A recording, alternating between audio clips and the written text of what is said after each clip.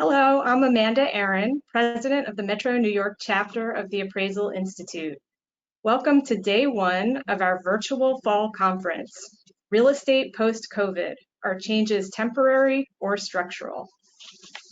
This morning's half of the conference will run from now until around 11:30 a.m. And we have a lineup of speakers and panelists for you today addressing both the big economic picture and the local story on the ground, sector by sector, during this unprecedented market disruption. Let's have the next slide. As always, we would like to thank the sponsors of our chapter who make programs and events like this one possible. A few notes on the technology.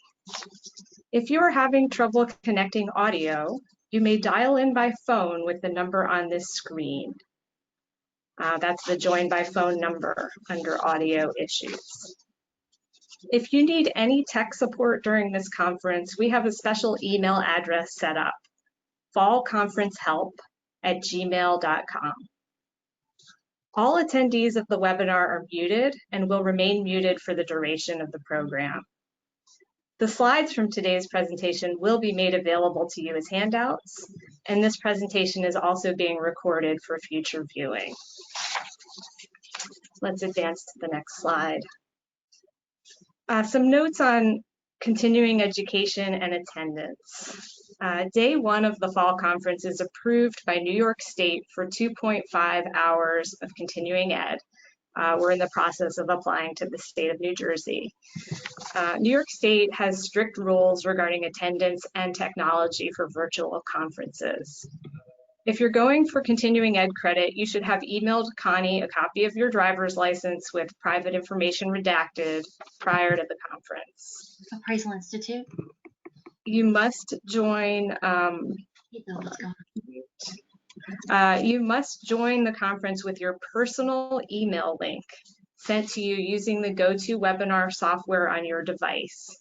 If you don't use your personal link, you will not get credit for the webinar. If you don't have your personal link, you may email fallconferencehelp@gmail.com and we will send it to you. You must attend the entire webinar from now until 11:30 in order to receive credit, and you must not be working in other windows as this software does monitor your attention. Okay, next slide, please. So finally, we're going to be taking attendance now and once again later during the webinar. Please locate the gray GoToWebinar control panel on your screen. You can see the full box typically on most devices by clicking the orange arrow. Within the control panel, there's a gray bar that says questions. Click this bar to access the questions box. You may have to press the little white arrow next to it.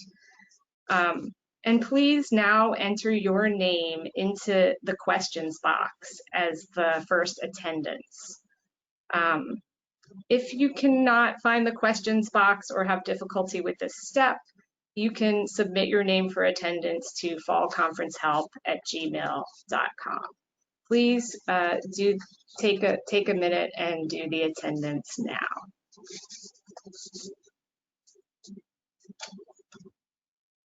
See if people's names are coming through. Looks like they are.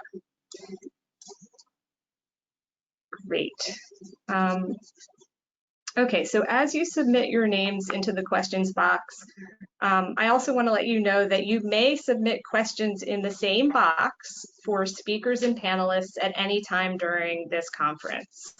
We have a full program today, but Helene Jacobson from the Appraisal chapter will be monitoring your questions and will address a small sample of questions with each speaker throughout the program. Thank you. So let's start the conference. Next slide, please. Our opening speaker today is Kieran Conway, KC Conway, Chief Economist of the CCIM Institute, a counselor of real estate and an MAI designated appraiser with specialized expertise in valuation, ports and logistics, housing economics, AG land, aging services housing, bank regulation, and real estate finance. A proud graduate of Emory University with more than 30 years experience as a lender, credit officer, appraiser, instructor, and economist, Casey has a history of accurately forecasting real estate trends and changing market conditions across the US. Casey will be presenting today on the economic trends impacting commercial real estate during the pandemic, as well as valuation-specific concerns and metrics. And I'm happy to hand it over to Casey Conway. Great. Thanks, Amanda. Sound working all good? Sounds great. All right. We'll just advance to the first slide there. So I always have an opening theme, and the one I thought is appropriate where we are today is it kind of feels like all shoes are dropping at once. Every time we think we figured something else out with COVID, something else falls out of the sky. Next slide.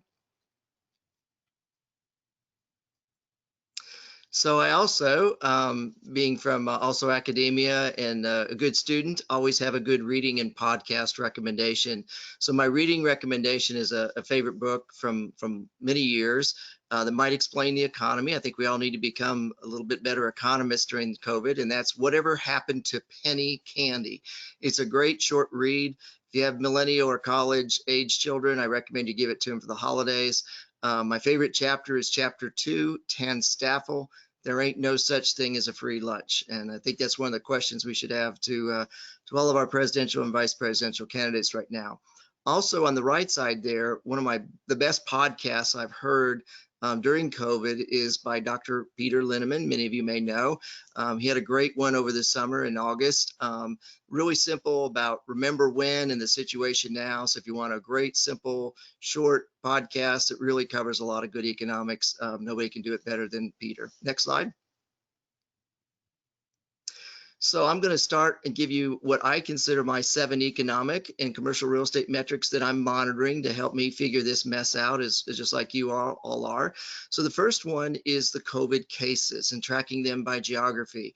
So my recommended website here is the Johns Hopkins University site. It's a great one with lots of interactivity, gives you detail down to the state and county level, globally as well. And we need to understand this, because if we don't know what's happening with case outbreak to our north, south, east, and west, we don't really understand how our economy might be impacted or how cases might be migrating from one geography to another. So down there in the lower, well, sorry, the upper right, as of September, so it should be October 13th here, we had we're at 35 million cases as of yesterday. That's up 10 million in the month of September.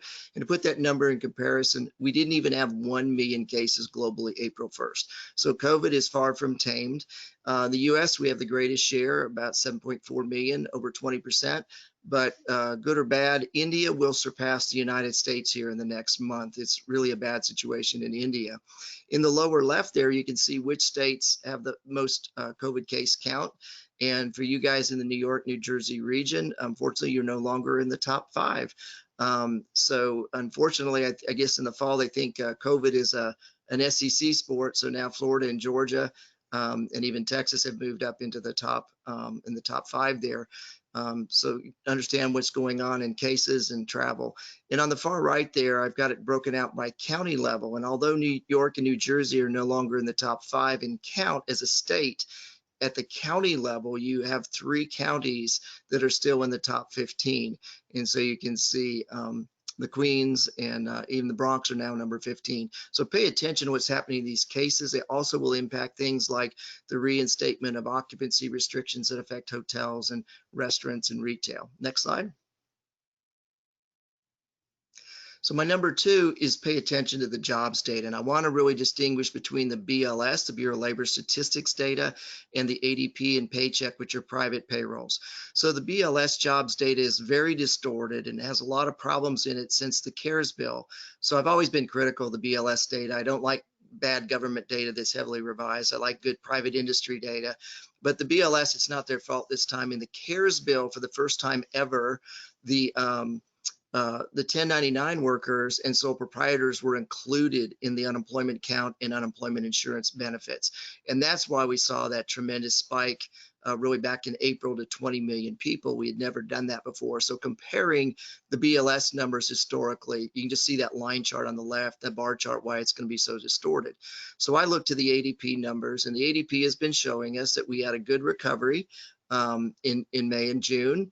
But it's really slowed down July, August, and September here. We're well under 1 million. We're not producing 3 to 4 million, 5 million jobs a month. And again, that's showing the respike in the COVID, the reinstatement of occupancy restrictions in other states beyond New York and New Jersey. In the lower left corner, I also want you to pay attention to state and local government employment. They represent about 15% of all employment in this country. And without a CARES Bill 2.0, we're seeing the financial and fiscal burden of this crisis shift back to the states, and many of them are in very dire situation. On the ADP data on the right there, I wanted to note what were the weakest sectors. So you can see in terms of the weakest sectors, there are things that you wouldn't expect, like information and technology. You would think that would be booming. And what's strongest is in the lower right there, transportation and manufacturing. So this is good news. It means our supply chain and our manufacturing are starting, even though our balance of trade set a new record for the month of September, for August here. So it's kind of counterintuitive to what's growing and not growing, but BLS data is going to be very problematic. The ADP and paycheck is a better proxy for you. Next slide. I also found this to be very interesting. Our largest private employer in America today is Walmart. It is the #1 private employer now in 21 states. And you can see in the light blue shading, that's mind-boggling. It's no longer a tech company or an auto company or a finance or banking company.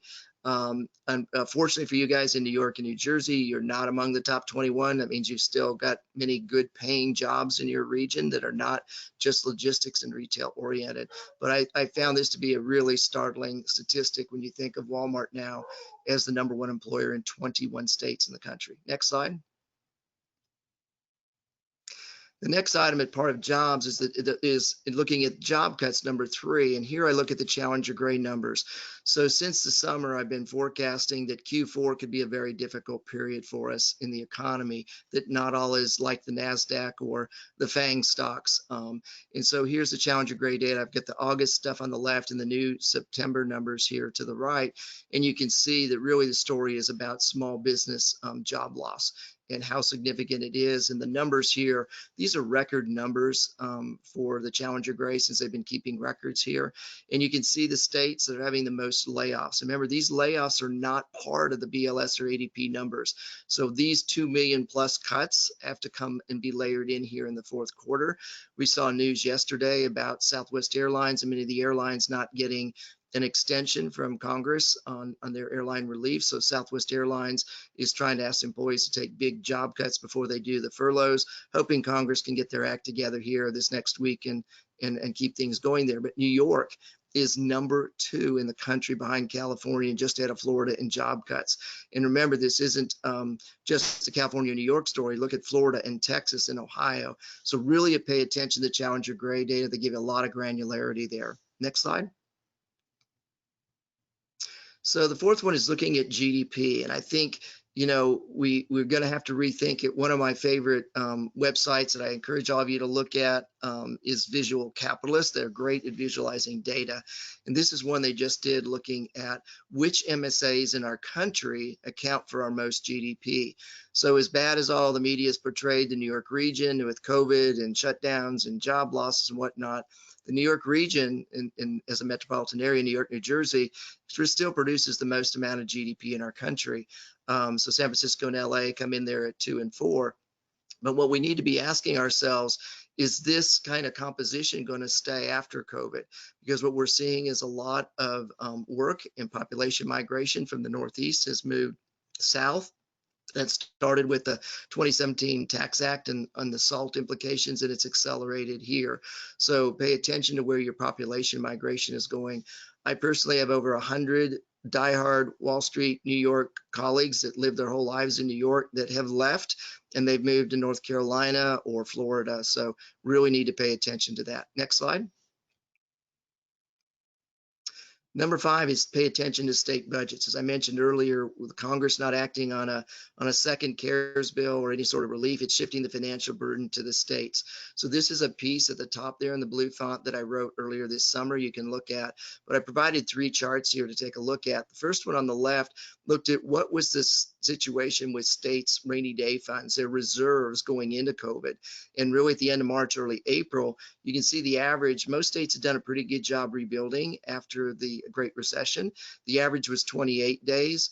Not so much in New York going into COVID. They only had 10 days. New Jersey, 4 days, and Pennsylvania less than 1 day of reserves. So the fiscal situation in many of these states, Pennsylvania, Kentucky, Illinois, and you guys in the Northeast were pretty severe going into here. Number 2 in the middle is sales tax as a percentage of revenue. So it's important that we understand how much of our state revenue comes from sales taxes and how much is important, how much retail and hospitality are important to your economy and your state budgets. And you can see the states that are the highest in the Southeast, Tennessee and Florida, the highest with almost 35 to 40, 41%. Not so much in New York because you tax lots of other things instead. The other one on the right is looking what's happened to state revenue collections. And this is a really important one to take a look at. This was a new analysis that was just done that looked at through August. And on average, our state's revenue collections were down almost 30%, much greater in New York and New Jersey, 36, 37%, because you had a lot more to deal with for a lot longer when the cases were an outbreak. But we're really going to face the strain on state and local government, more job cuts coming there, more revenue cuts, revenue declines because of the occupancy restrictions and having to do more budget cutting. So factor that into your situation, in your equation, especially when you're doing the property tax assessment and valuations. Next slide. Number 6 is our small business health, and this was a feature that was done. I wrote a piece on this again in August over the summer on how bad our small business. We hear lots in the media about retail and hospitality and restaurants, but look at the biggest category of small business loss. It's the other category. It's like your kids' neighborhood gymnastics and karate center or any other small business in your neighborhood. And so I put a few resources on the right here that I've highlighted in arrows. Really look at the Paychex employment report. They do a really good job on breaking out and making it granular down to your state and local level. The other one I've got an arrow on is NCMM. That's the National Center for Middle Market Companies. It's headquartered at Ohio State. It's a great resource to look at kind of those middle-sized small businesses and how they're doing, and the story really is not good here. The other one that we're undercounting in small business failures is what are known as silent failures. Many small businesses, especially those under 50 employees, don't have a bank line of credit. They use their home equity line or they're borrowed from their 401k. And so when they fail, there is no judicial hearing or whatnot. They just call the utility companies and have them turn off the utilities and they walk out the door. And those silent failures are a multiple of the 28 to 30,000 that we've already seen through this summer. Next slide. So number 7 is the transportation metrics. And I think when we look back at what one metric could have told us the most about where we were and when we turned the corner in COVID, it'll be the TSA passenger count index. I've been tracking this from really the beginning of the year. A year ago, we were flying about 2.5 million passengers a day through our airports. That collapsed to just 85,000 in April. We've climbed back into the near 800,000, 600 to 800,000 range, but that's only 1 million passengers less than what the airlines need to break even. So until the airlines get back to about 1.8 million, 1.6 million, 1.8 million, they don't even break even. So we're going to see very serious problems with our airlines. I think they all will go through bankruptcy if Congress doesn't act here in the next week for the airlines. And what that means is already what the airlines are doing. They're cutting routes. They'll go through bankruptcy to discharge plane order contracts, renegotiate gate contracts at airports, and cut routes. And so for our secondary and tertiary MSAs in your region and across the country, we need to pay attention to this, because as you lose route structure, you lose economic vitality. And so really be paying attention to what happens to the airlines and route cancellations. Already, you can't fly to Key West, Florida after this fall, after October here. All of the airlines have canceled route structures to Key West. Iowa has had the most route structures counted to its MSAs already. So the secondary and tertiary markets are going to be heavy hit there. But until we see this climb back to around 1.8 million, we're not going to see the airlines get healthy. People like me that used to fly 20 times a month, flying 0 in 5 months, That's the problem. The other one on the right, I've got the railroad indicators. I always track those. They're perfectly correlated to GDP. And what they're telling us is the supply chain is getting back to normal.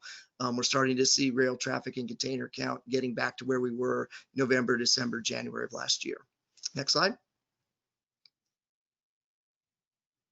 So now I'm going to pivot and give you 7 CRE issues to monitor. These are the things I'm paying the most attention to help me understand where things might be going on commercial real estate trends and values. The first is understand the debt pie. So we went into COVID already with a CRE concentration problem again. So just like going into 2008, we had over half of all commercial real estate debt in the banks. And this is RCA data and New York Fed data. And what I did is I broke out the green slice there, which is life companies, to look at them, because many of you do a lot of work with institutional life companies being in the New York region and bigger assets. The good news here is they don't have a lot of exposure to lodging. It's only about 3%, small single digits, but they do have a lot, not just to retail and office, but also multifamily. So the life companies' needs are going to be in different locations. They won't be pulled down by the lodging. We'll get to pay attention to what happens with rent forbearance and multifamily, and then office, what happens in the pivot with remote work and whether the suburbs benefit more than the urban areas, a really key issue that you guys will be talking about some more during the conference here. Next slide. Number 2, well, this is part number 1, is look at the banks. This was a piece in National Real Estate Investor. The banks have not even begun to recognize their losses. Many of the loans are on payment deferral, whether you've got a restaurant or a hotel loan. The regulators have not been hard to press the banks yet to really recognize and mark these assets down. So from the appraisal community, you better get ready. There's going to be lots of bank reappraisal work coming, especially the end of the year and through fourth quarter and into next year, to really begin to recognize these losses. I'll tell you that it's going to be a little different this time for the banks. The banks aren't going to set up REO departments and take on individual assets and try to liquidate them. They're already assembling, particularly in hospitality, pools of these payment deferred non-performing hotel loans and looking at selling them in bulk packages to institutional sources, sovereign wealth, or other private equity numbers at like 40 to 50 cents on the dollar. Some of your clients may become those buyers that then want to sort out that portfolio. So things are going to be different with the banks, and the banks haven't even begun to recognize their problems yet. Next slide. Is look at the CRE metrics. Look at our metrics. So I love TREP. TREP does a good job. Many of you know them, good New York company. One of the ones they started publishing on earlier this year during COVID was LTSS, the loans transferring to special servicers. It's a great forward look as to who's in trouble. You can see on the left there that industrial multifamily, not so much. And on the right, when you look at the loans transferring to special servicing to the CMBS delinquency, you can see it's pretty bad in retail and lodging. Essentially, I think we'll hear from Dan Lesser how significant that is, but this is a really good source to look at when you're looking forward at the credit metrics and what's going to happen and how things will play out. Next slide. This is one that TREP does as well on the metrics related to hotel. Dan may talk about this. This is a new report that TREP just started. It really breaks it out. A couple of things I noted on the right here is when you look at the hotel markets that have the most number of hotel loans that are either delinquent, either on an absolute number or dollar amount. And I noted, there's none in Florida. That surprised me. But look at some of the markets that are really distressed in the top 10, markets like Atlanta and Nashville. So when you guys feel bad about the hotel market, just give a call down here to Atlanta or the Southeast and we'll make you feel better. But I was surprised that none of the Florida markets like Miami or Orlando made the top 10 list. Dan will talk more about this. Next slide. So the one other thing I wanted you to note that Dan may talk about or may not are hotel occupancy restrictions. And I'm getting involved with some litigation work in major cities with major hotel and restaurant chains where these occupancy restrictions, I believe, are going to be challenged in the courts as a form of eminent domain, also known as inclusionary zoning. And I think this is what's going to knock local government back on its heels about these occupancy restrictions. If you want to tell hotels and restaurants they can only open half the time or have half the occupancy, you better be prepared to pay up, because that's a form of eminent domain or inclusionary zoning, and that's coming in the courts. Many of you with your skill set out of the New York region may get involved in some of that litigation. Also, think about this in highest and best use. We take for granted the 4 elements of highest and best use, and one of those being legally permissible. We better be thinking about how we layer in occupancy restrictions in our highest and best use analysis of what's legally permissible and your impact on value. Next slide. Number 3 is valuation during what's, quote, a period of material change. So I wrote this piece and did some work with the Appraisal Institute.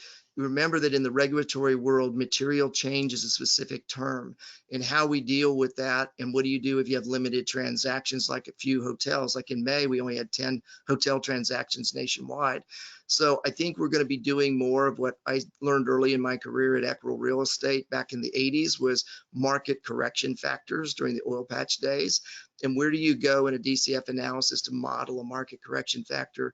My go-to source is earnings reports. Look at the earnings reports of the companies, the industries in your market or in your relative to your appraisal property type there. But we need to go look up what it means in the regulatory world if you're doing a lot of bank work, what material change means and how you do that valuation. Next slide. This is another piece that I just wrote recently as a valuation fresher on the top CRE issues to monitor. And it was largely related to property tax because we're all going to get very involved in that the next 2 years post-COVID, and really understanding definitions of market value. And I just, on the left column there, noted that if you go back to the original first encyclopedia of real estate appraisal, we had over 76 definitions of value in 1950s. And you might find some of these funny, what's fair value, face value, just make it up value, junk value. And then on the right, I think highest and best use is going to become a concept we got to really beef back up. We're really going to have to look at those things like legal permissibility, economic feasibility, and maximally productive. And then at the bottom, the last appraisal concept of contract rent versus economic or market rent. They're very different. And make sure that we don't get trapped into calling a contract rent on an office building a market rent. It's going to be very sticky. And one of the resources, the new ones that I found out there that I use is CompStack, which captures lease data and is a kind of another alternative to CoStar. Next slide. Number 4 is on multifamily. I love this graphic on the left. It's something we should think about for all property types is where does $1 of rent go? And I think what we're going to find in COVID is that cap rates aren't going to go up like they did in the Great Recession. Instead, NOI is going to decline. We're going to have more debt service coverage costs because we're on loan forbearance. We're going to have more operating and cleaning and janitorial costs. We're going to have more tenant turnover costs. So the landlord's going to get less NOI, and that means the value of the asset has to drop. Remember our old formula, if any one of those things is changing, the value changes. And so I think NOI is going to be under a lot of strain. On the right, John Burns, as you may know him from the West Coast, does a great job breaking out multifamily and that it's not all big high-rise or mid-rise apartment buildings. It's a lot of other sized buildings. And the biggest issue I think as appraisers we're going to face is how do we deal with rent forbearance? Remember, when we're doing a market valuation, just because the landlord gets loan forbearance for giving rent forbearance doesn't affect the value. And if you have a property that's got 20 or 30% rent forbearance, how does that factor into your credit loss decision and your overall vacancy and what your true market rent is? And I'm wondering how many of these tenants are going to be able to pay within 90 days, 6 or 12 months of rent forbearance when all this comes to an end here. So I think the rubber hits the road on this issue late this year and early next year. Next slide. The other one on housing, some of you may do single family or subdivision. This is a piece I wrote. There is another housing quartile out there that's not doing so well. 1 in 4 Americans are either in rent or mortgage forbearance, and we've never seen those numbers since the Great Depression. And so while things are great because people may be leaving the Northeast or West Coast and going somewhere else or going to the suburbs in Connecticut or New Jersey, that's driving that demand. That will peter out. And what do we do with the 1 in 4 that when the rent and mortgage forbearance programs end? So I want you to be thinking all is not a Lego movie. Everything is awesome in housing. There is another quartile that's not doing so well. And it's not just low wage people. I've got neighbors of mine that are engineers and medical professionals that have all been laid off or their businesses destroyed, and they're in a mortgage forbearance program because their white collar job has been eliminated. Next slide. So office, this was we're all going to debate. Nobody has the definitive answer. I'm in the camp that I think the suburbs do benefit, and I think the urban cities have a tougher row to hoe here. But this was a recent study done by KPMG where they surveyed CEOs across the country, and 70% of them said they're going to expand and not pull back from remote work.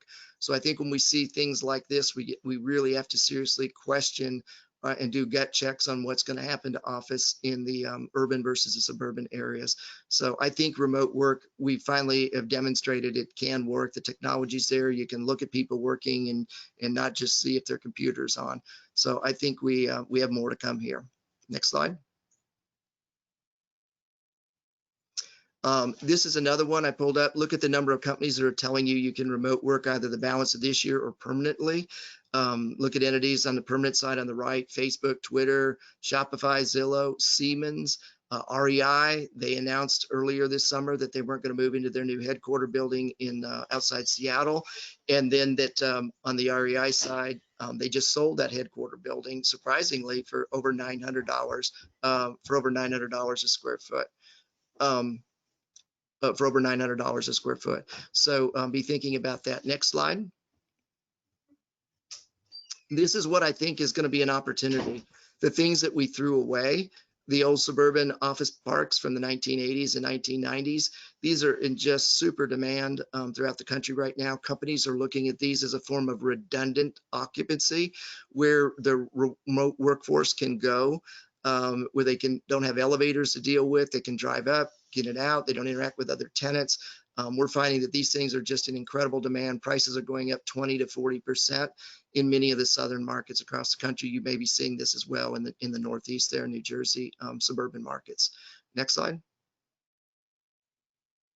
Number 6 is retail. So we know e-commerce was changing everything before COVID, and we were seeing store closings and bankruptcies. That's only been accelerated by COVID. You guys recently saw the story of Century 21 in your region. I recently was in a property tax case, and the judge asked me to explain why would department stores and big box retailers enter into a contract rent so much more than market rent. And I explained to him, I said, it has a lot to do with lease accounting. And we need to understand this when we're looking at retail and the difference between market and contract rent. Up until 2022, we've had a situation in our accounting ASC 842 is going to change this, where retailers didn't have to report their leases as liabilities. So they packed everything they could, inventory, equipment, store design, store expansion, into a lease rather than a bank line of credit, because that lease wasn't reported as a liability and it positively impacted their net worth and overall stock price. So we kind of need to understand accounting that's going on here in the e-commerce and retail as well. Next slide. This was retail. This was a mall that I was involved with. I'm on the public board. I'm a public REIT in New Jersey, in Homedale, Monmouth. We're an industrial logistics REIT. This is a mall in Mesquite, Texas, outside Dallas, where we were involved with being the permanent entities that converted this 800,000 square foot mall into a FedEx fulfillment center. We're going to see a lot of things happen to the mall, not just warehouse, but office, telemedicine, housing. And we need to be thinking about adaptive reuse. It's going to be a new property type that's actually, if you look at the number of adaptive reuse projects underway in the country, it's bigger in square footage than all of self-storage. So as a property category, it's bigger than self-storage. Next slide. So here's some of the examples. This one on the left, a fellow CCIM shared with me. This is a former department store being converted into a Motel 6. We could see this for housing, affordable housing around malls. On the right, this is a mall in suburban Atlanta near Emory University. The university is moving in and taking over 2 of the former department stores, including Sears. They're putting administrative offices and labs. So we could see work coming back to the malls. They're ideal, they're spaced out, they're low density. You don't have elevators, you have escalators. It also is something that brings traffic to the area that supports restaurants and other commercial uses. So really be thinking as you're driving around and you see something close, whether it's a particular department store or whatnot, be thinking about what could happen to or what could go into that particular place, and then how it works, how is it valued, how do you determine the rent, all of that type stuff. Next slide.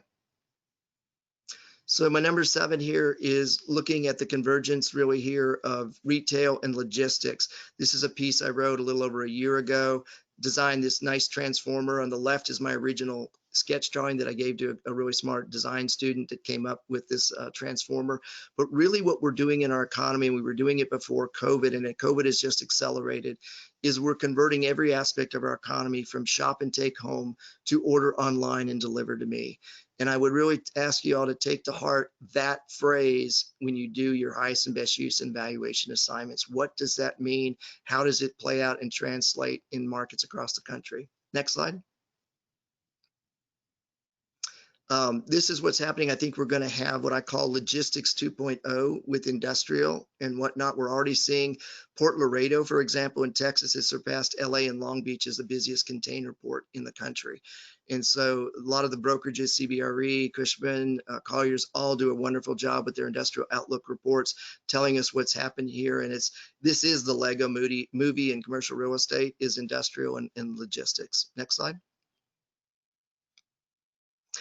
This is one I also want to bring to your attention with Walmart. We had Walmart as the largest employer in 21 states. They're also huge in logistics, and they're taking on Amazon.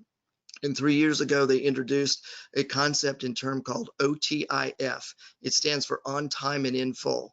And what Walmart said was, if we're going to compete with Amazon, we need to deliver on our promise in e-commerce to deliver goods on time and in full. So they've really stepped it up. They've just introduced their Walmart Plus to compete with Amazon Prime. And they increased on the left their requirements on vendors that they now have to deliver goods, raw materials, goods into stores or goods to your home 98% of the time. A year ago, that metric was 78%. And the reason I want you to pay attention to this is any of you that do logistics and warehouses, and you guys have some big ones that you're doing, including multi-story there in the New York region, New Jersey region, is that I believe that every industrial warehouse e-commerce facility will get an OTIF score that will influence its rent, its vacancy rate, and cap rate within 5 years. I'm already working with one very mega logistics company to develop an OTIF score for all of their e-commerce warehouses to distinguish its value and its valuation from just generic e-commerce warehouses. Next slide.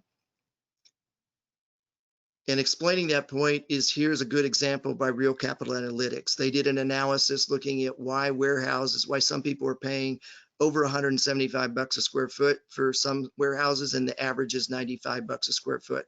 And they correctly identified that it all has to do with the lease and the building. So the three that are red box there are assets that we bought in our public REIT, Monmouth. These are all 20-year triple net leased, annual escalations, credit tenant deals, most modern building you can imagine.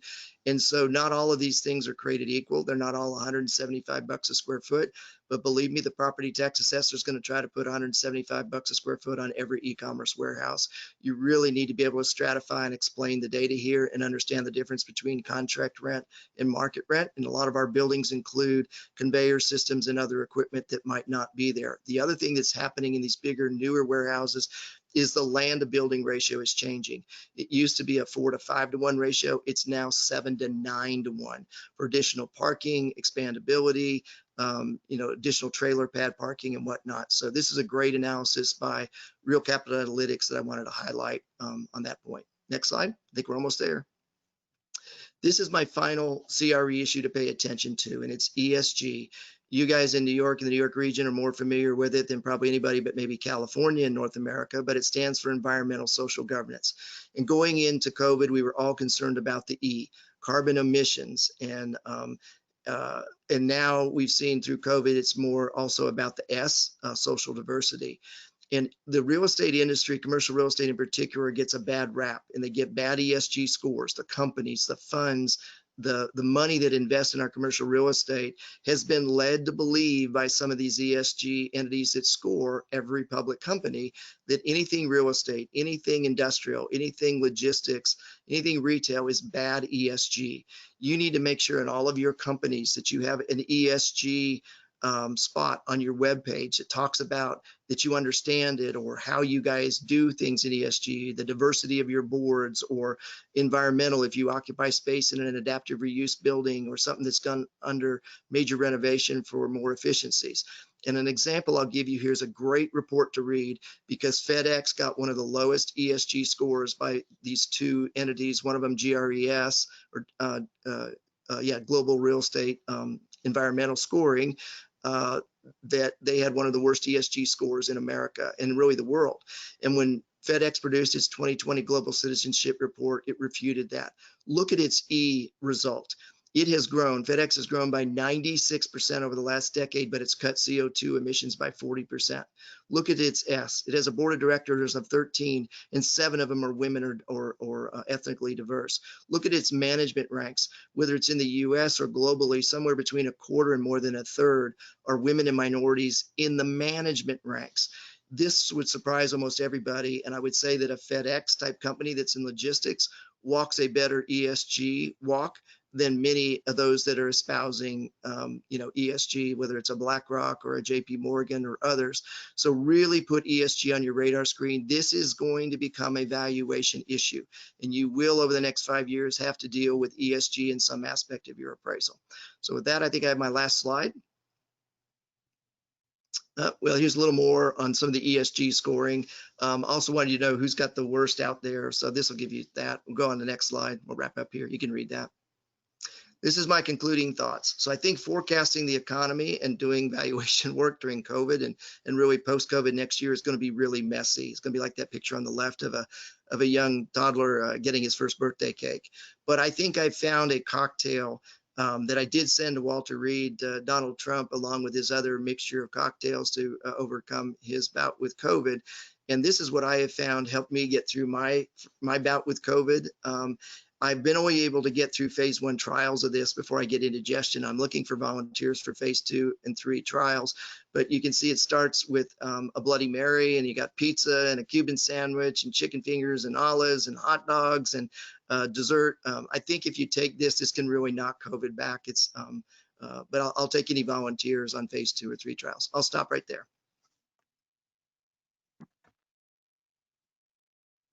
Thank you, Casey. That was really informative. I'm sure that you are going to be very full after all that food right there. It's some of my favorite foods. But anyhow, we have some questions from the audience that I would like to read to you and ask.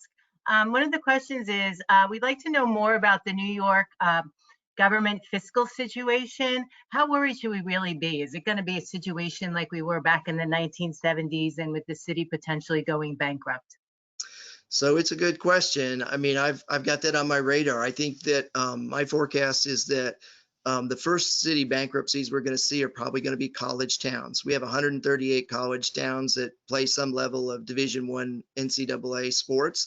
Most of those, over half of them, are on the verge of bankruptcy. We've already had the first Chapter 9 bankruptcy in a town outside Birmingham, Alabama, occur in Fairfield, Alabama.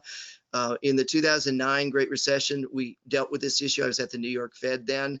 It was messy, but we haven't seen really big MSAs go bankrupt in counties, and I think we're going to see that this time. You can't just lose 30% of your revenue. Those are the numbers that New York and New Jersey have already had, 36, 37%. By the time we get to the end of the year, you're going to look at revenue declines of probably 45 to 50%. And so can you just raise taxes? You already had high taxes. You already had a SALT issue. It's going to be very challenging. So this debate that we're having in Congress, whether we, quote, bail out cities and states that, someone argue they fiscally mismanaged their situation or had, didn't fund their pension obligations. Remember, many of those retirees that are getting the pension obligations from New York, New Jersey, Illinois, they moved to the southern states. They're spending the money here and you're paying the bill. It's a really complex problem, but I think that New York really faces unique challenges there. How do you get your businesses, your retail, all of that open up? I've been trying to come back for a board meeting for our Monmouth group for over 6 months, and we haven't been able to do it. We missed our last 3.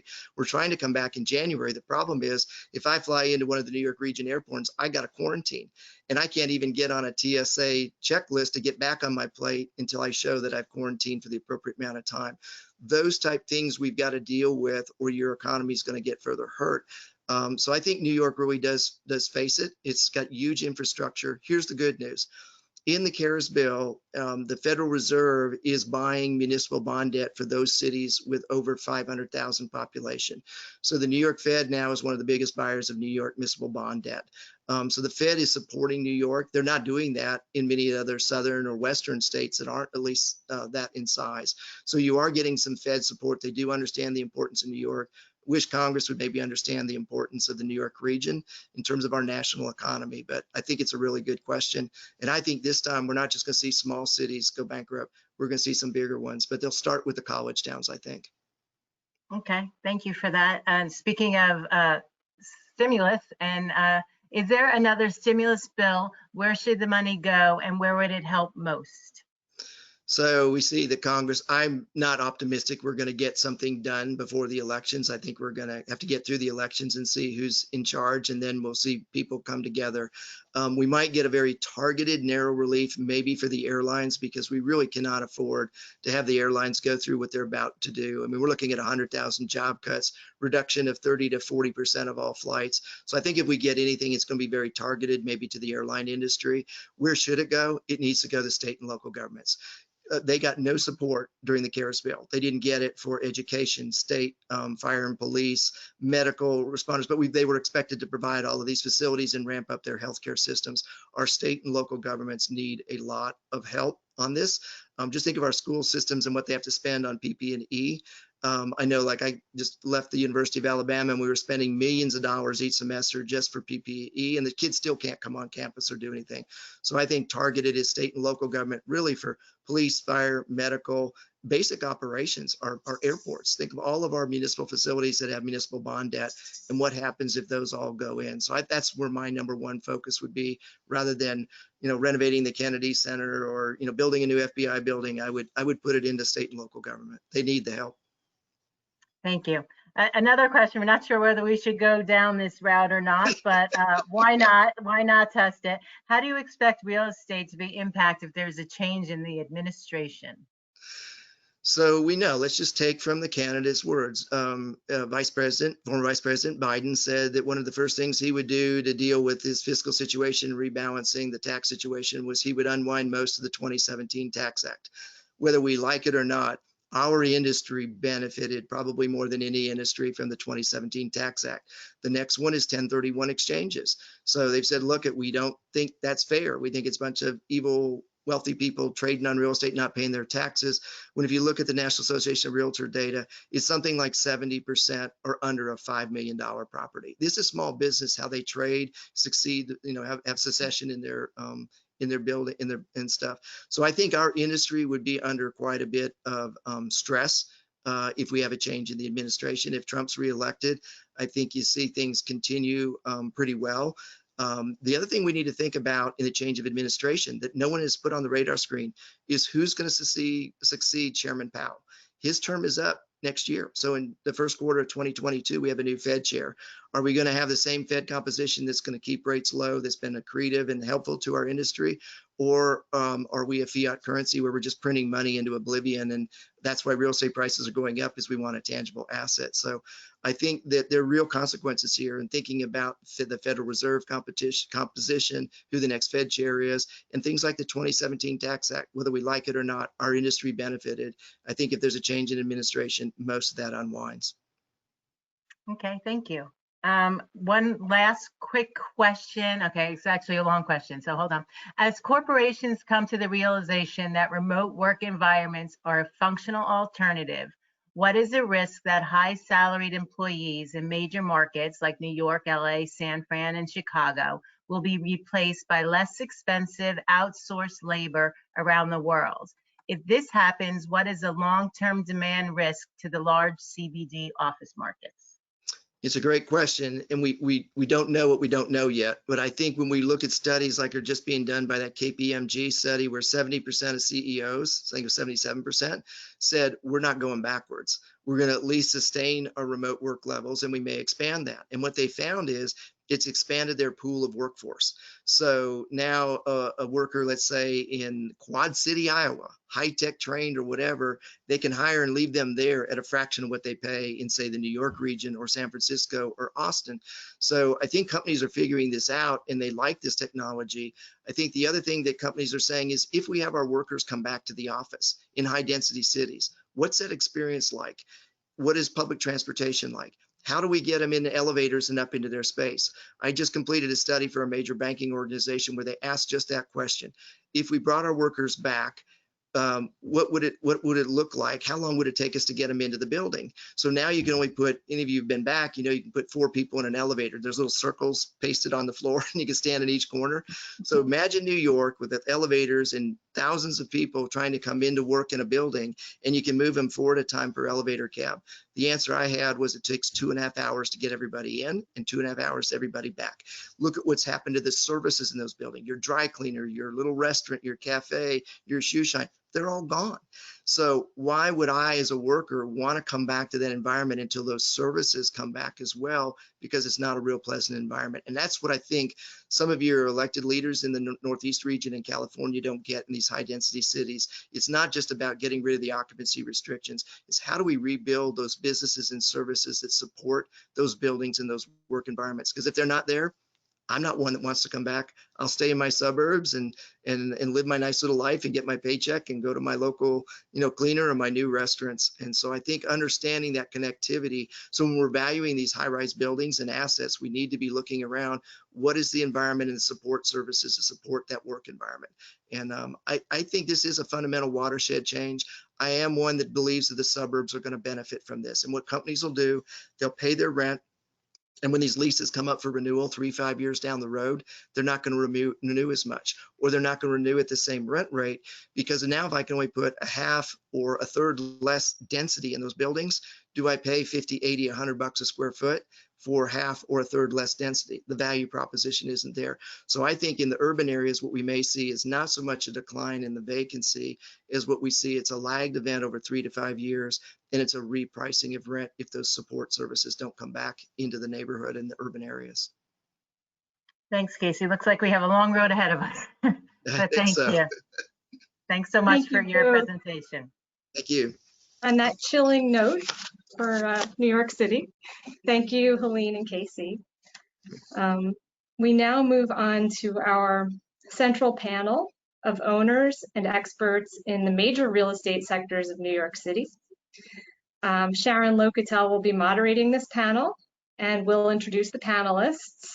Sharon is co-owner and president of Appraisers and Planners, Inc., a mid-sized appraisal and consulting firm that has offices in Manhattan, Westport, Connecticut, and Philadelphia.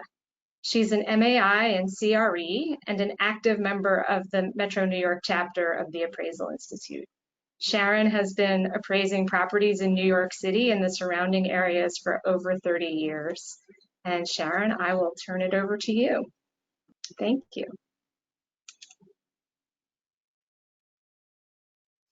And you are on mute. One sec. Sharon, you're right. Sorry. I'm off mute, and I had so many practice days too.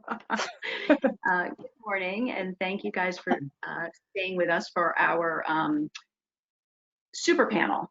I would like to thank our participants, first of all, for agreeing to participate in this remote event.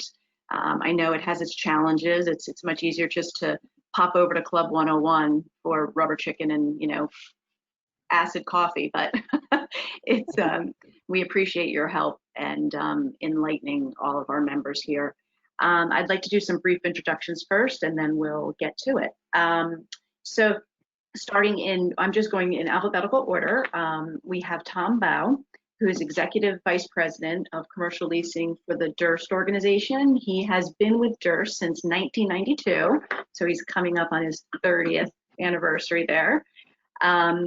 He oversees the leasing of the company's 13 million square feet of commercial space. I'm sure we're all familiar with the Durst portfolio. They own a number of buildings in the 3rd Avenue corridor, and then have been really active on Bryant Park and Times Square, and then of course Lower Manhattan. Tom, I hope he's going to talk about what I see here to be one of the most exciting things I saw, which is the TikTok lease at 151. He oversaw that, the completion of that lease, which I think was the first sort of 6-digit lease I read somewhere that was done post-COVID.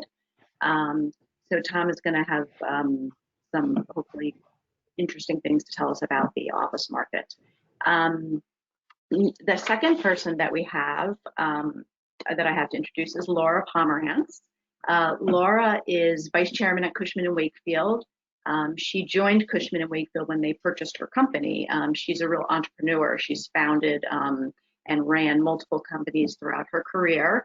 And she has an extensive amount of knowledge and work in both retail and office. She advises major multinational companies on restructurings, and she does quite a bit of high-end retail leasing. Some of her clients include Carlyle Group, Armani, Hudson Bay's company, Bloomberg, David Yurman, Guggenheim Museum, the list goes on. So we're really happy to have Laura join us here to give us her perspective on retail in this post-COVID world. The next individual I'd like to introduce to you is Jonathan Resnick. I'm sure, as all of our members know, Resnick is one of the preeminent family-owned real estate companies that we have here in New York City. Jonathan is president of Jack Resnick & Sons, and he oversees the firm's portfolio of approximately 5 million square feet of commercial and retail space, and in addition, around 900 rental units. So Jonathan really dips his toes in all aspects of the market, and he's responsible for asset management, capital projects, leasing, all the day-to-day operations of the company. So we really look forward to hearing what Jonathan has to say. Finally, last but not least, but your name starts with a W, so you fell at the end, we have Fritz Weiler. He's Managing Director, Capital Deployment for the Eastern region of the U.S. With Prologis, which we all know is a very large industrial REIT that owns, I mean, Fritz will have to tell us, but it's multiple millions of square feet of space around the world. They've been quite active in our regional market, snapping up large properties and leasing to the likes of Amazon, et cetera. So I think we'll be very interested to hear what Fritz has to say for his market type in this post-COVID world. So again, thank you all for joining us. We selected, or were able to convince you all to join us because you all touch various market segments. And although you each have your specialties, I think it's also important to point out that you all intersect with each other. Retail with logistics, and office obviously with retail and residential. So the way I see this happening is I'll just guide with a couple questions and then feel free to have a discussion. I think, Tom, I'd like to start with you. Casey's presentation was very enlightening. He had some great information. It was also a little frightening. I think he seemed to think that this is a long-term event, structural, like the title of our conference here is COVID impact. Is it structural or temporary? It seemed like Mr. Conway was coming down on the side of structural, and I'm wondering from an office perspective, Tom, what you're seeing or hearing from your tenants. I know personally myself, I really have enjoyed going back to the office. I missed it, working from home, although sometimes easier, I think in the long run has proven challenging, and I think there are definitely less efficiencies and there's less interaction. So I'm wondering what you're hearing from your tenants about that. Well, anyway, wanted to say thank you for allowing me to be part of this panel today. I think the return to work has been a lot slower than any of us ever envisioned. I think when we all packed up and went home in March, we were thinking it was 30, 60, whatever, how many day, event. So here we are 6 months later, and, people are really trickling in. We've been on as a leasing business, operating business, we've never shut our office because we have to run office buildings. I think Douglas Durst came back from Florida in early June. I came at about the same time. Our office as a whole has been back on a 50-50 schedule since mid-July. And it is a lot more productive for us to work in the office. We had a 0 work from home policy before this, and we went to 100% remote. tenants have been, putting off their dates for returns, just sort of on the uncertainty of the, transportation situation and the school situation. I think in New York, we're facing, because of our dependence on public transportation, we're certainly returning to the office at a much slower pace than any other place. I think that I guess I'll give New York credit for, having been the hotspot and then suddenly not being the hotspot, and by having, sort of ramping people up slowly with the, guidance, I would say strong guidance from the governor, has been very helpful for New York. And right now we've had, 0 setbacks, and that's certainly what we're looking at. I think everybody wants to return back to the office. I think it's certainly a much more productive situation. I know that, I don't think companies can innovate, can like win new business, build teams and collaborate in the way that they can in the office. They can't do that remotely.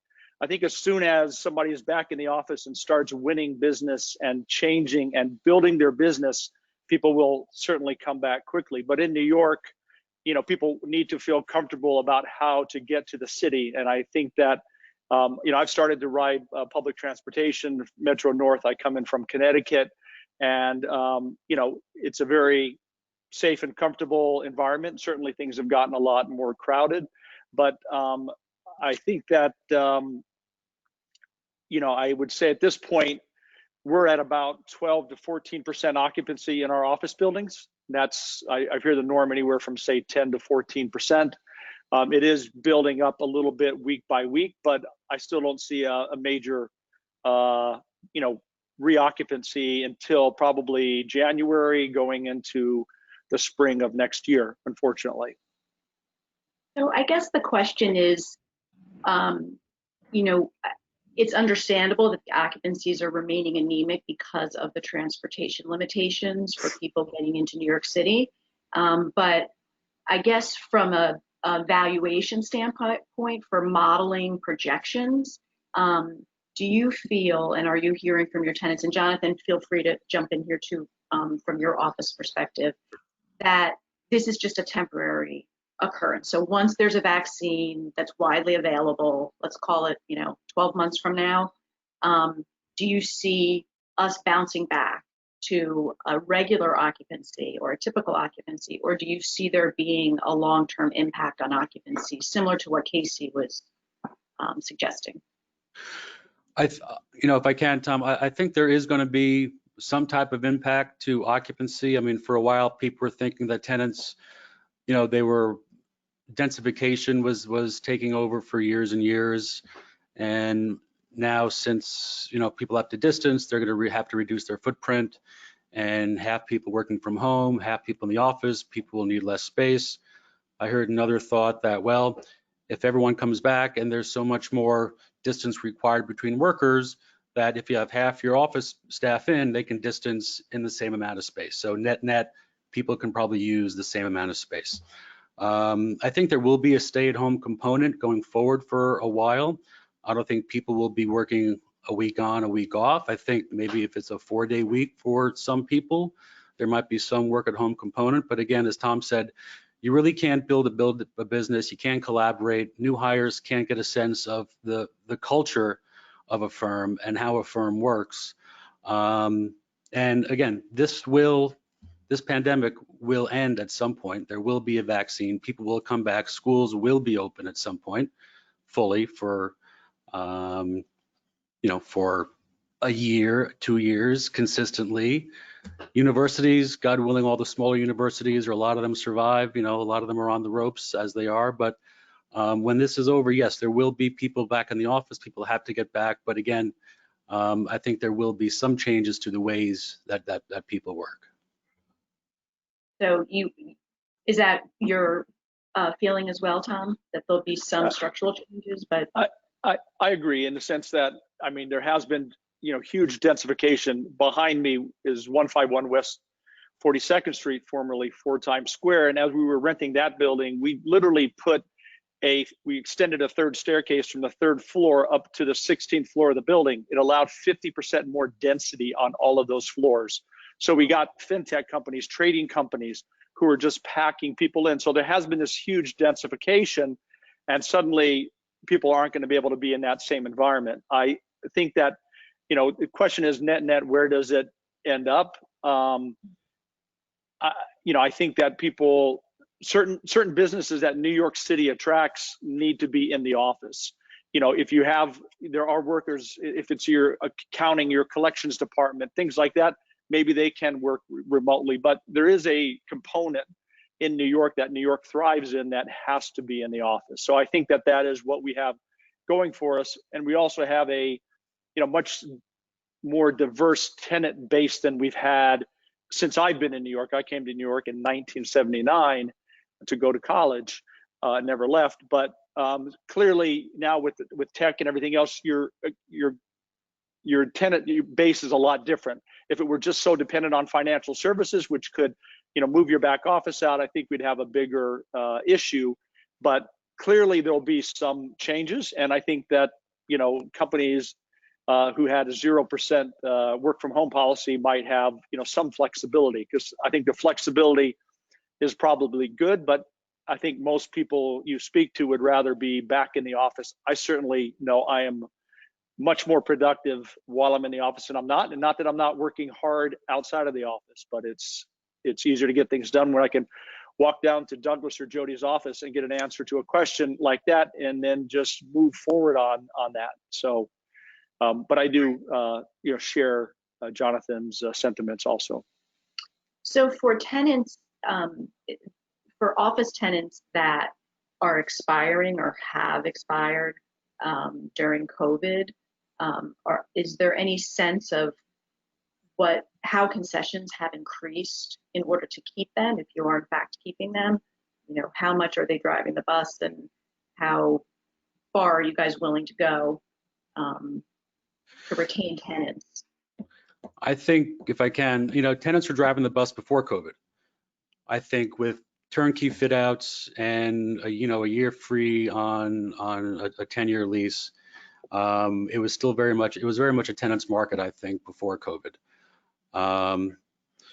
To my mind, there haven't been a whole lot of deals done since, so I can't really say what renewals are looking like. Or, actually, we've done a couple of renewals, which were positive for some of our office tenants. But new tenants, new deals, there haven't been many. We do have a few leases out, and tenants still want a full turnkey. They don't want to spend any money on their fit out. The brokers are still there collecting their commissions, and the rents, the face rents from March 1st are not going to be the face rents that you're getting today. Can you give us any indication, and if you feel comfortable, of what the decrease is from pre and post COVID for the face rents? I'd say if less than 10%, I think. Again, this is just one example in one building that we have. Okay. Not a terrible drop, but you have to meet the market. You have to rent space. We're not in the business of keeping space vacant. We don't want to make a new market at deeply discounted rates, but we are in the business of renting space. Right. I think we're, both of our companies are obviously have long-term perspectives on the market, and we haven't traded and bought buildings and are dependent on achieving these high unobtainable rents today. But I think that the market will be different based on every asset. There are certainly some assets in each of our portfolios that are performing at the top of the market. And if we've invested in our properties, as have the Resnicks, and if you've invested in those properties, they're well located, attracting the right tenants, those properties will continue, I think, to thrive. And then, we have some, commodity space or commodity properties where we'll have to, reach harder to get the deals. There haven't been enough deals post COVID to really know where, there aren't a lot of data points. Mm-hmm. There are a few deals like, TikTok, which got done during that period. In December, we started out looking at TikTok as a 40,000 square foot 5-year deal. They fell in love with the building. They started looking at long-term deals, and we pivoted from a short-term deal to a long-term deal and we went to lease just before we all went home. At the end of the day, that deal was I would say lightly retraded, and a lot of the retrade was based on flexibility, giving them the ability to grow and expand or shrink in certain instances if they needed to. And that was what was most important to them, and we were happy to show that flexibility. And again, I think we're all waiting for those data points as they come out as to where things are going. But retrades have been somewhere between 5 and 10%, they say, during the COVID period. Concessions, as Jonathan said, were high beforehand. Those aren't going away. I mean, I think as soon as private equity and other groups got involved in New York City real estate, suddenly concessions were much higher. It was, we're not about face rents, we're about net effective rents. So whether we give somebody zero to build out their space and we have a lower rent, we're indifferent. But certainly the market has changed, and tenants have taken advantage of that, to get deals done with higher concessions. Right. Well, speaking of data points, during our practice session yesterday, Laura mentioned that she has 9 deals in the works. 9 retail deals, Laura? Can you tell us a little bit about the types of tenancies that are actively ready to sign leases in this market? Well, I think that a lot of the companies that are credit companies and have some cash and cash flow are the ones that are still looking for the opportunity and the opportunities in this situation. Also, as we went into COVID, there were certain companies like Levi who announced that they were going to be expanding their mainline retail. And there was a strategic plan, around that and around that expansion. So I think it's companies that have better credit, and I think it's companies that have cash, because it's offset. It takes money for the build outs, and they don't really want to spend that much money on their build outs. So it's a combination of what they're going to get as a concession from the landlord and what they're going to spend themselves. I think in terms of the concessions being offered, to tenants with this whole situation, there has been expanded landlords work. There are also new base years for the taxes, which when you're doing a street deal, especially, it's a really, really important aspect of the deal, especially because so many cities have been raising their taxes, and a lot of it around the nation has been, the responsibility of the retailer as opposed to the landlord necessarily. Definitely lower base rents. We're seeing a bigger drop in base rents in retail than you indicated in office. And I would say that it's probably somewhere in the neighborhood of 20 to 25%. And also we're seeing creative structures in terms of doing percentage rent, but with a floor, so that the landlord has, a bare, minimum maximum that they know they're going to get. But if indeed the percentage rent is more, then they're going to get more. And so that way they can also be, part of the upside of what some of these, retailers are planning or hoping that will happen.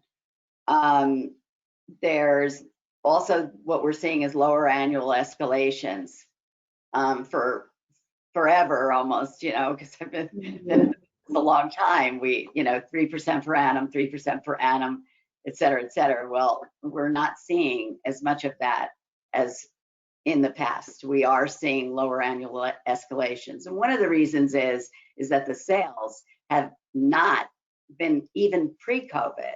We're not keeping up with those escalations. And that's why, you know, you walked in and you saw Madison Avenue, you know, decimated because people could not afford the rents based upon the sales that they could plan and budget. So that became a really, you know, big problem. And the other thing that we're seeing is termination rights. And so someone might take a 10-year deal, and then in year 4, or, you know, or year 5, they would have a right to terminate if they did not reach a certain level of sales volume. So there's a measurement for the landlord and also for the tenant. So these are the kinds of things that we are seeing. We saw some of it pre-COVID, but post-COVID, we've seen a lot of it. I'm curious, are the tenants, you know, you said they're tenants who are credit and have a lot of cash. Are they trading up? Are they trying to get into more valuable spaces or avenues that they potentially wouldn't have been able to afford pre-COVID? Or is it just them remaining in the same markets? Or is it new entries? Curious. It's a good question. It's a really good question. I think for the most part, it's wanting to go into, you know, where you might have only been able to afford, you know, a rent on a certain street, you now maybe could afford it. You know, you look at Levi, who opened a big new Times Square, you know, store a couple of years ago. You know, that was very, very expensive rent you know, in that period of time. The rents have dropped considerably in a Times Square, on Fifth Avenue, on Madison Avenue, you know, all of those types of things. So yes, in some cases, I see that with my tenants more in the malls than on the streets. You know, if you're representing luxury tenants, they can afford it. If you're representing national tenants that are not luxury tenants, but are more democratic tenants, then you're they can't necessarily afford some of these A malls that in which they would do very well. But you're seeing a change now. You really are. And also, I think that landlords are recognizing that they need to have a mix. You can't have just luxury. You know, you just can't, because if you want to attract, you know, a customer that's you know, from an income standpoint, diverse, then you have to have, you know, a merchandise mix that speaks to that and that the customer can react. Right. Well, especially in the e-commerce world. I mean, even pre-COVID, right, we had this sort of structural change in retailing, which kind of brings me to Fritz, because that change was really good for him, right? The growth of e-commerce has led to the growth of multi-story industrial. Who would have thought, right?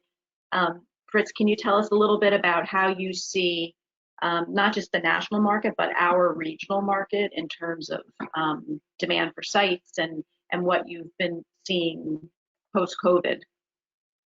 Sure. Thank you, Sharon. And just a little perspective, Prologis operates about 950 million square feet of industrial space around the world. I mentioned that, but it gives us huge visibility into customer trends. Predominantly, it's North America, Western Europe, Asia, really, and Japan and China. And with 950 million square feet, we do on a quarterly basis about 40 million square feet of leases every quarter. So our portfolio is constantly speaking, and you know, we feel the regional trends. We can see disruptions in our China portfolio when things were going on in December, January, and that migration across, of course, as COVID has spread. The COVID environment is obviously incredibly tough for everybody, but it's really changed the way the supply chains are moving right now. Our business ultimately is a consumption business. It's consumer spending, and as the US economy is roughly 70%, that drives our business. And getting the goods to those consumers for the consumption has been the big challenge, obviously, for a lot of the manufacturers, how they're staging it, how they're moving it through customs to get to this consumption. What we've really seen is a real bifurcation where the larger national and international customers have frankly done very well in this environment, because as supply chains are reconfiguring, the long, skinny, kind of just-in-time trend that's been really the dominant trend for the last 30 years in manufacturing, the lean manufacturing, well, now you have to create buffer stock and bring it closer to the customers. Global onshoring is going to continue. I personally don't think that you can separate out the China manufacturing play and decouple it from the Western consumption market, but there's going to continue to be more and more focus on nearshoring in Mexico, in Vietnam. You kind of get the China +1, China +2 strategies, but you're going to bring the supply closer in to the customers. Northern New Jersey, where New Jersey, we have about a 50 million square foot operating portfolio. New York, we're about 3 million square feet in the boroughs proper. We've seen a real move to how do you get the goods to these customers? They used to pull up the UPS truck, stop in front of my office building on Park Ave, and the guy pushes an elevator button and goes up 30 floors and delivering the packages. Well, now I've actually been working in my home office for the last 6 months, and our office, our New York office, is frankly still shut. We can't get people in it. Our Meadowlands office is doing pretty good, probably about 20% occupancy. And as we move further south, I'm staying on the East Coast now, as we get more towards, say, in Atlanta or Miami, we have an increasing mix in our office environment. But the vast majority of the consumers are still working out of their house, or they've been dislocated. They've moved to Connecticut, or they're somewhere else, Colorado even in some cases, as they've decamped. Do you build your supply chain for what might be a cyclical situation for the next couple of years, as we all wait for a cure for COVID to come and be widely dispersed? Or do you look for solutions that can cover you for the next couple of years? It's the old saw of, do you build the church for Easter Sunday capacity, or are you building it for what happens the other 364 days a year? And what we're seeing in New York right now is larger spaces that are really efficient, that have good truck movement, staging capability, have very high demand. And in fact, we had a situation in the South Bronx. We have a 200,000 foot building where we had a tenant, a large national retailer. Is it the Jetcom building? Yes.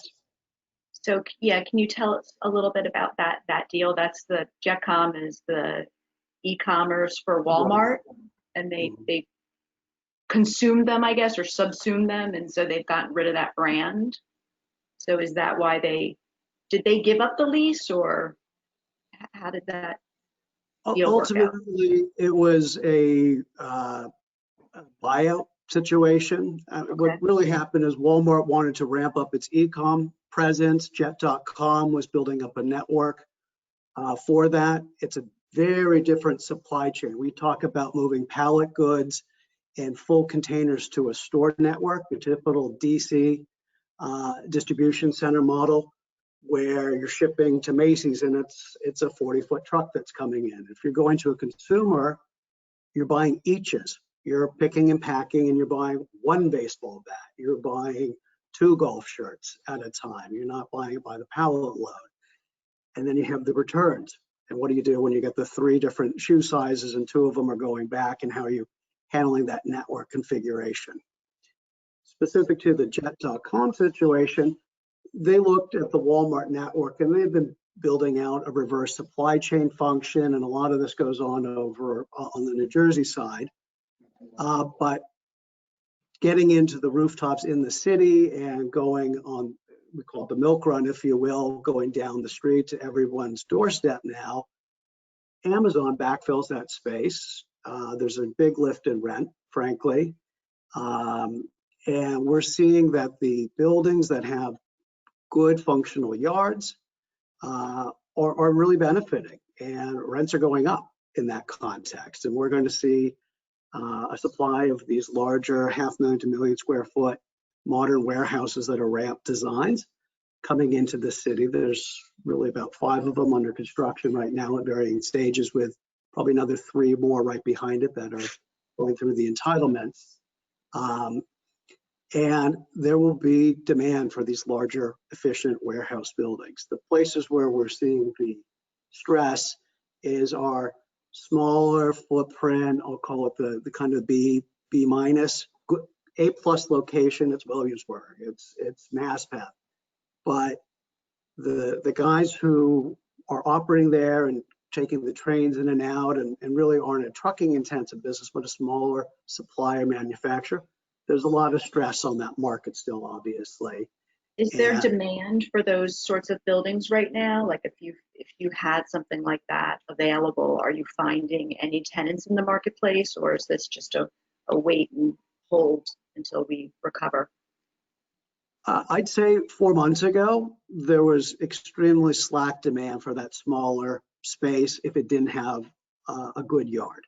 And I can give you 2 very easy examples. One, we had a manufacturer, it was like an old postage stamp manufacturing supplier. It's a buggy whip industry. The demand to backfill that space evaporated because no one wanted to tour, no one wanted to show up. It's really hard to move space if people aren't there and willing to tour. Over the last couple of months, we're starting to see activity pick up on that again. Down the street, less than a quarter of a block away, we have roughly the same size building, but with a good yard area for moving the box trucks around, and that space fills up right away. So that yard movement is very key. I kind of talk about sometimes a strategy of shade and shelter, where tenants will absorb a B building, but they want the flexibility to move and reposition the boxes and be nimble in that kind of the zip code distribution, if you will. So are you seeing any changes in rent levels for a building like that, assuming that there's a good yard they can move trucks around in? And you know, how is your rent structure different post-COVID versus pre-COVID, if at all? Yeah, on the national side, I'll speak on the macro. We are continuing to see increases in rents. Frankly, there's huge investor demand coming into the sector right now.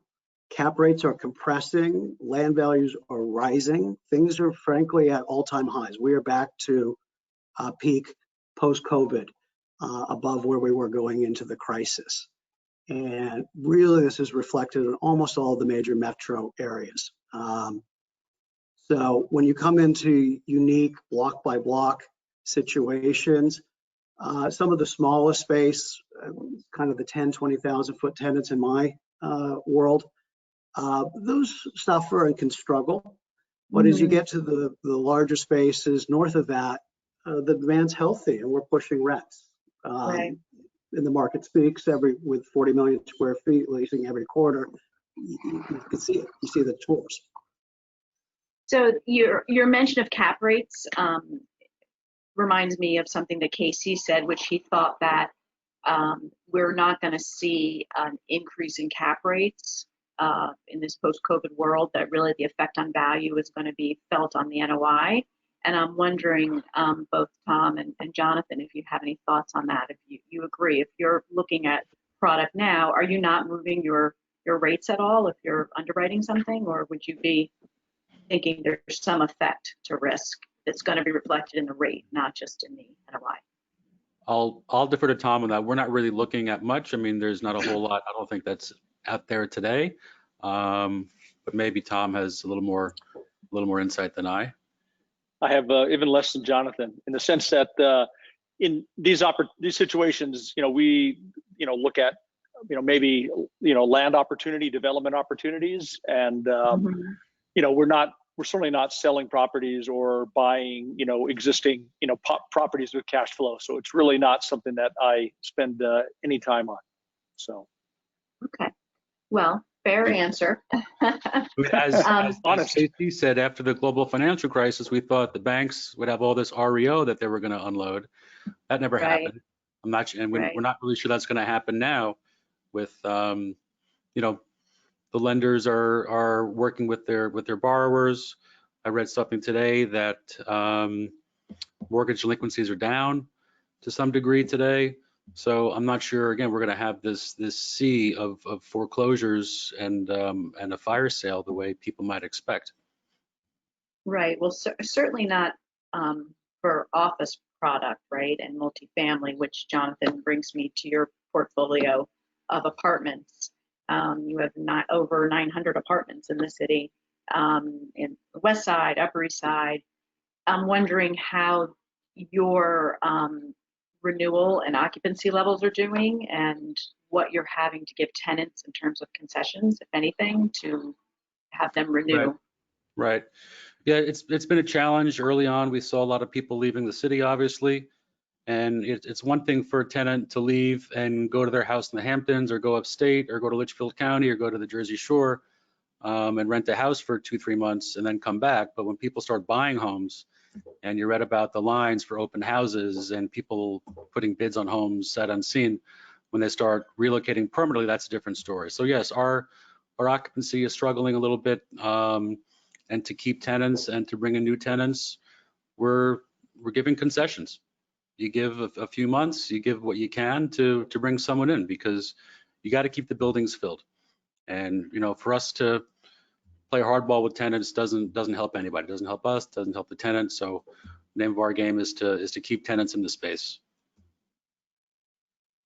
Do you have any issues with your residential buildings and retail tenants in the intersection there, that tenants don't want to renew because the retail, if you have a building that has retailers who have gone dark versus a building that isn't, have you heard anything from tenants that they're wanting to move to buildings that have a more active streetscape? Or for us, we haven't really. I mean, we're keeping a lot of our retail tenants, our retailers in place.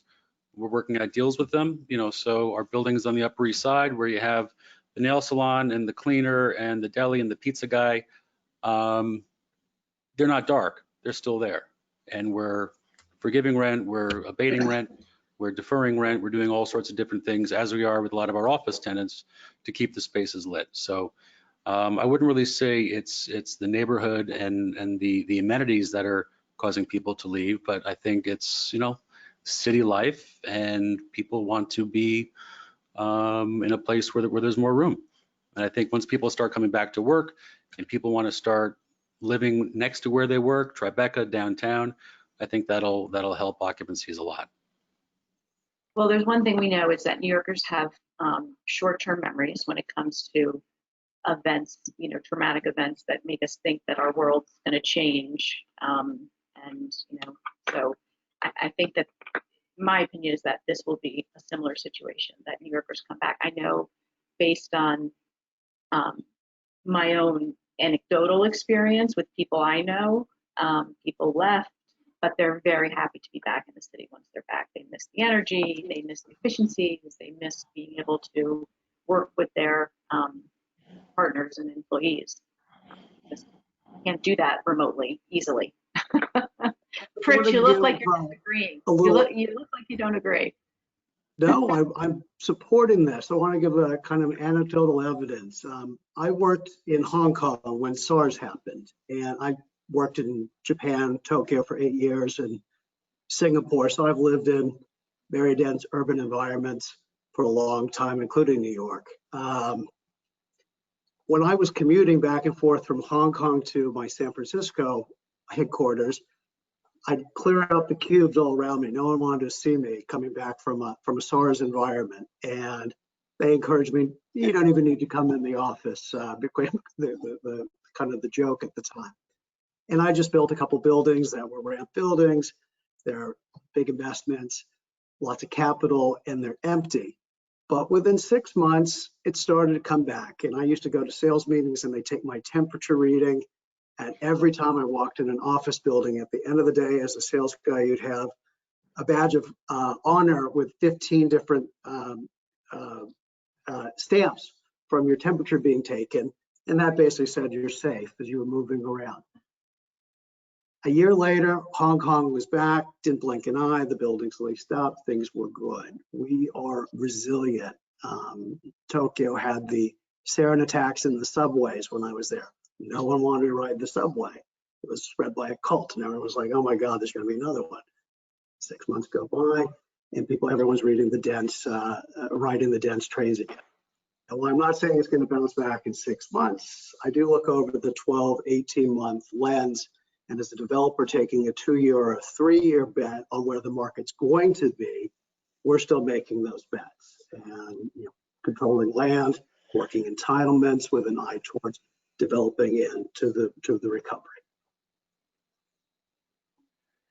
Well, that's good news, and they're good examples for us to keep in mind.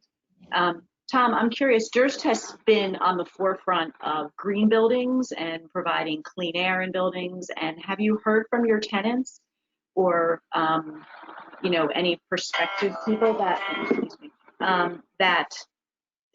given that that's what you do with your buildings, that they're interested in, yes, renewing or staying because they want to be in a building that they know generates a clean environment? Certainly, the Durst, since 151 West 42nd Street was built as a green building, certainly have been pioneers in that regard. And it really started with looking at our existing properties and always investing in them. So, every one of our assets, we look to create the best environment possible for the building that we have. So we are getting tenants, asking us questions, what's the air quality? What type of air filtration do you have? And, all of our, everybody's asking what your MERV rating is on your air filtration. And ours are really 14 to 16. 16 is hospital grade. So even in our properties, which were built in as early as 1955, all of those have, been upgraded along the way. How we operate buildings is different in to run them efficiently and not to spend too much money versus if you had a full population in a building today, you'd probably change the air out more often than you would have previously, just to give people the sense that you're doing everything you can to create, as clean of air as possible in a building. I think that the office buildings, once people are back, people are going to be, happy, they're healthy. I haven't heard instances where people are coming to an office and getting sick. But I think that any building that is newly built or is being renovated is renovated with the, idea of attracting and retaining employees, tenants and employees. And in order to do that, you have to sort of be on the, the cutting edge of innovation, whether it's putting in new windows that let in more light, all these types of things that are being done today in renovations are helping to, create tenants because, whether it's access to daylight, fresher air, all these things make, for a better environment for the tenants and a more productive, for their employees. So we are definitely getting questions and we're, doing fairly well in the responses. And I think, people are not, it's not the office itself that is keeping people out of the building. It's really the transportation right now, the uncertainty about childcare and other things that are, keeping the population at bay. New York has, has always, thrived. When we first started working from home, that first Thursday, Jody gave us a little speech and said, the Durst have been around since 1915, survived World War, survived, Great Depression, and it's not the first pandemic either. So New York continues to thrive, and as soon as you think it's down, it comes back stronger than ever. And, that's what we think, New York will this time. It's a matter of, fundamentally, the market was pretty strong. Retail was certainly a little on the soft side beforehand, but fundamentally, the market was doing well. If it weren't for all the new construction in Manhattan West, the market would be, would have been packed in Manhattan. So the market has grown, things have changed, but I think fundamentally, New York City will bounce back and be as strong as ever. To that point, Tom, I think that in buildings, what we're seeing is that you're seeing alternatives to the traditional retail. So the whole health and wellness area, some of these spaces are for that. There's the all-purpose private practice and medical use to take care of the whole family, and a lot of different disciplines being in one office, and that's eating up some of the space. Beauty, grocery certainly is eating up a lot of the spaces that went to traditional retail. Education, safe spaces for children's entertainment and general entertainment. And then the interesting thing, and I was thinking about it when Fritz said about the industrial and about the areas to turn the trucks and this and that and the different buildings. So we're seeing out of New York, especially, a lot of interest in drive-in movie theaters for like some of these shopping centers that are not necessarily going to be, they might be, a C shopping center, and they're not going to really make it in the end, but there are alternative uses that could make it for that particular suburb or that area. And drive-in movies has become a very popular use for some of these, like parking lots and things like that, that are excess space. And so I think it's really interesting that, when you look at what we're all talking about, of whether it's a fundamental, and temp change, but temporary, or is it a structural change? And I think it's a combination of both structural, and some of it will be temporary, but some of it is going to be fundamentally different than it was. And I agree with you. New York has always been resilient. It always will. It always will be the dream in someone's heart and mind. I grew up in Miami. I always wanted to be in New York. So, I think that's absolutely, something that we all have in our DNA when it comes to New York, that amazing resilience. That's right. I just want to add something, and I could say I hate to interject politics, but I'm going to interject politics. We do have to be careful with, you look what happened with Industry City after 6 years of effort on that project. You look what happened with Amazon. And I think there's, obviously an anti-real estate, anti-development bent, not just in City Hall in Albany, but now even in Washington with Representative Velasquez chiming in on Industry City, which might have been the death knell for that project. But, Mayor de Blasio, for all of his good intentions coming into office, wanting to build a lot of housing and a lot of affordable housing and rezoning, at the end of the day, at least with Industry City, he was nowhere to be seen with Corey Johnson, and other things stood up for real estate. So, real estate pays a lot of bills in this city, and the city is going to have to come to terms with that, how to move forward. And so we just have to be mindful of what's happening in City Hall, what's happening in Albany, and also what's happening in Washington in terms of, development and the future of real estate in the city. Because, without transfer taxes, mortgage recording taxes, there's a big hole to pick up. So I think we all have to be mindful of that going forward. Well, you're definitely right, Jonathan. And I think that tomorrow that's probably going to be addressed more fulsomely with the multifamily panel, because we're certainly talking about rent regulation, the changes that we're seeing from the state, and what could be coming down the pike after that. Well, it looks like our time is up. I see Helene for this part of it. We have a few minutes for some questions, if you guys are willing. Thank you, Helene. Thanks. Thank you for a very insightful presentation. And because of that, we have lots of questions. So one thing that's on everyone's mind right now is really, how do you, and this is for all the panelists, how do you view the quality of life issues that we're all hearing about, the increased crime, the defunding of the police, the homelessness that we hear about, and what's the impact on the long-term future of New York? And someone said it looks and feels like the pre-Giuliani days. So any insights or thoughts? Tom. I think that clearly we need New York has thrived for the last since the Giuliani era without a lot of government intervention in how the city ran. It became very strong, and it was pro-business, and things were going very well. I think that we need a government where who will work very closely with the business community to make sure that New York continues to be a place where people want to come and where work and where it can thrive. I came to New York in 1979, and that was right when the subways were graffitied.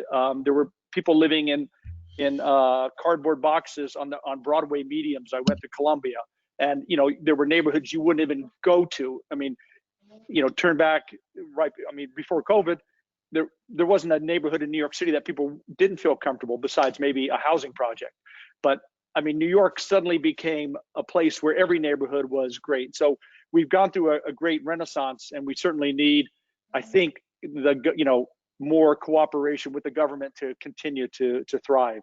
So it's not going to be a laissez-faire. You can't just let it go. It's going to take everybody's involvement to work with the politicians to get there.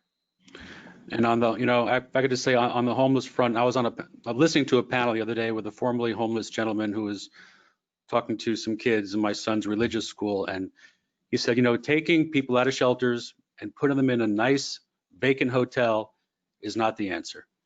Mental health is the answer.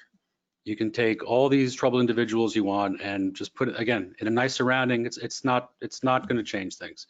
It's mental health, and that really is the root of the problem. And if we can get that straight, then that could be the start of a path to help the homeless situation, which is one aspect of what the city is facing. Absolutely, thank you. A question for you, Laura. It's from Phil Ribolo. Everywhere I go in Manhattan, small stores have closed. Have you seen anyone wanting these smaller spaces? What about restaurants? If the current owner, who's already got the investment in the space, can't make a go of it, can any restaurant come in and be successful?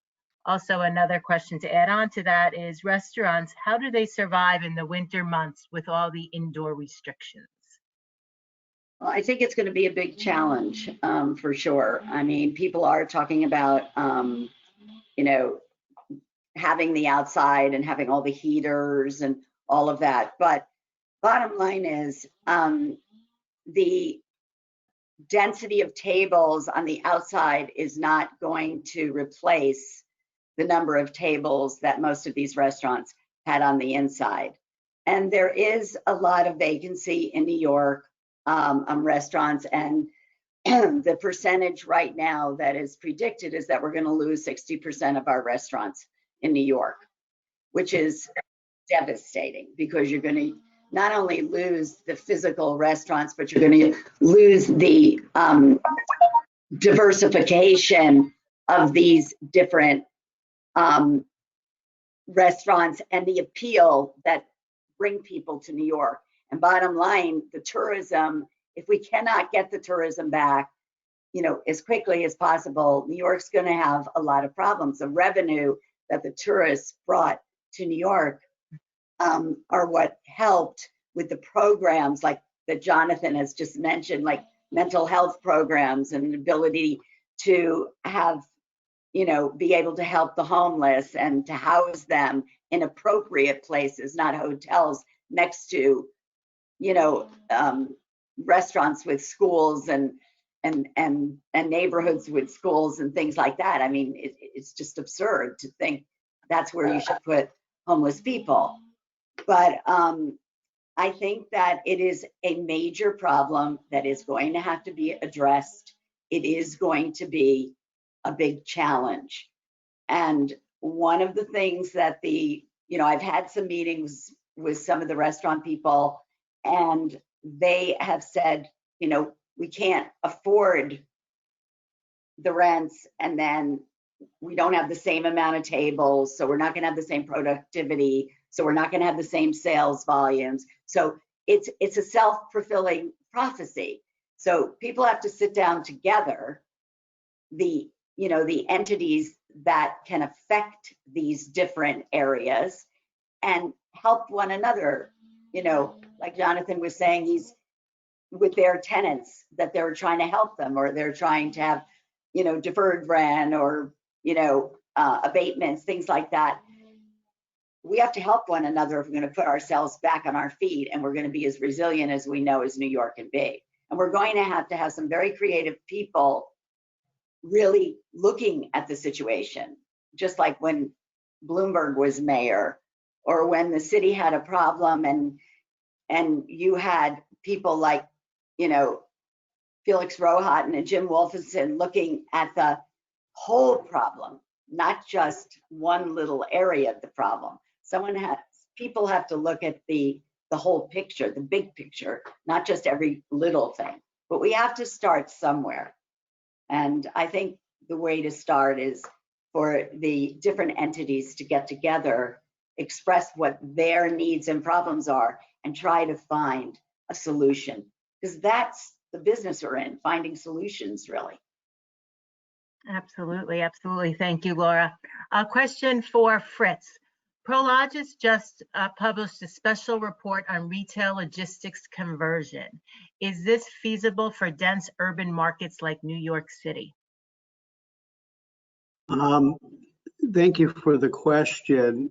Yeah, I think you're going to continue to see a vertical integration of the supply chain as industrial as a component of the larger buildings. We have, you know, there's examples where, I guess, Middle Village is one where I think down on the ground floor, originally it was a Toys R Us, a furniture store. I think there's a beverage liquor store in there, and Amazon has come in and started to occupy the building, and as an example. And that's probably built in what, early 70s, mid 70s construction, I'm guessing. Ramp to the upper floor so it functions for the warehouse. And what was originally a retail concept on the ground floor could go back to it, or can be used for multiple uses. In the malls themselves, the A malls probably don't really pencil for industrial use coming in.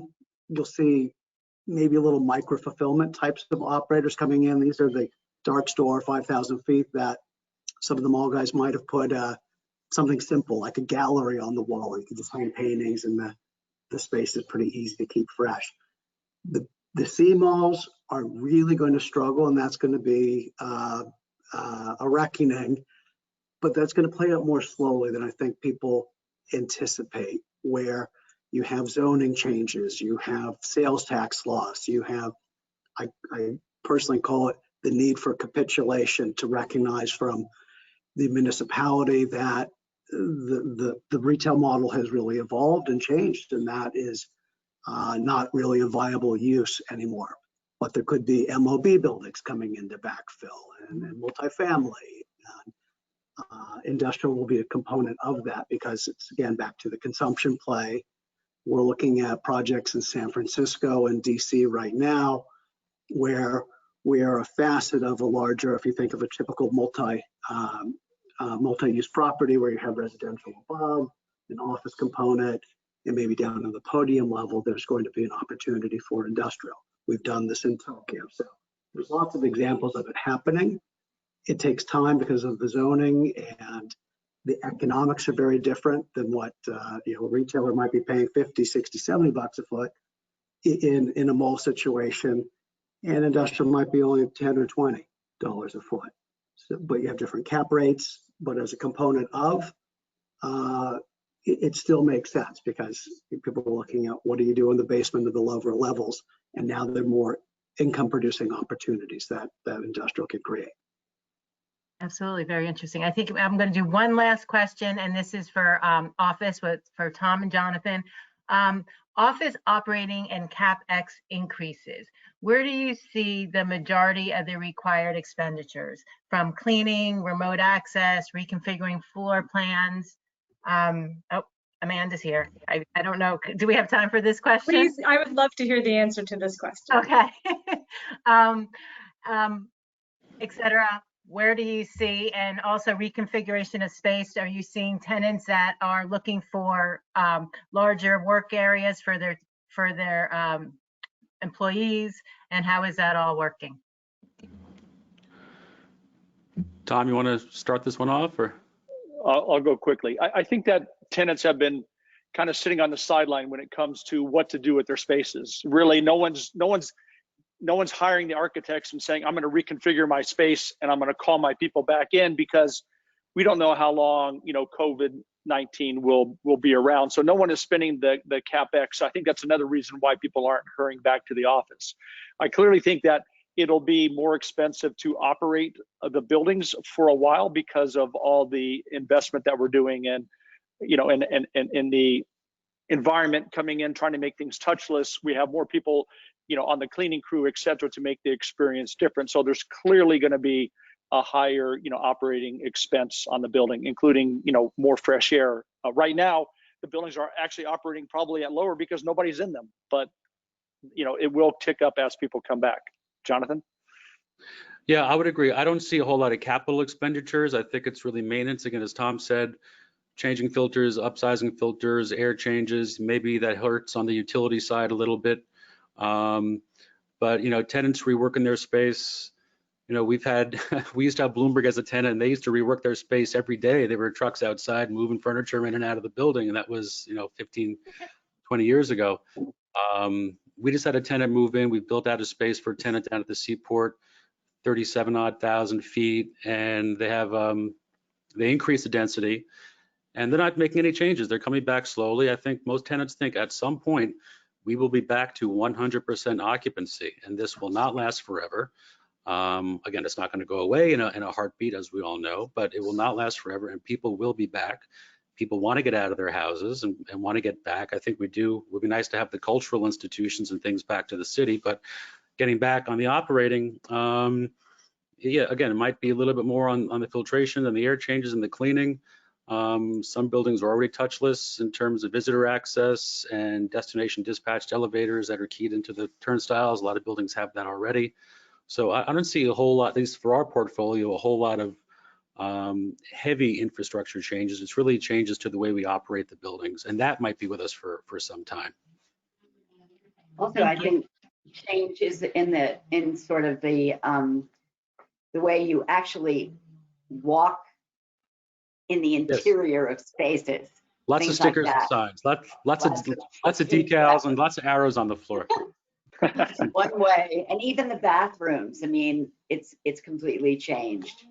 So there are changes there, and it feels awkward at the beginning, but you get used to it. You just get used to it. Thank you all so much. We are definitely out of time. I think it's been wonderful to hear your perspective on everything going on. And I think we're going to move on, but thank you for a wonderful panel. Thank you all. Great. Thank you. Thank you. Thank you. Okay, so we are now going to take a second attendance. So I hope that you are all paying attention and can locate the questions box in your control panel using that orange arrow. I think we have a slide also that shows that, if we can get that going again. But anyway, please enter your name in the questions box. And if you have trouble doing so, you can send an email to fallconferencehelp@gmail.com and just put your name in there, and that will also count towards your attendance. We're also going to take just, there's the slide, if you have trouble locating the control panel. We're also going to take maybe a 2-minute break at this point. We want to stay on schedule and we don't want to shortchange any panelists, but this would be a great time, if you need to grab a snack or run to the restroom, please keep your webinar running, and we'll resume at 11:02, say. Thank you. Rebecca, you can advance the slide.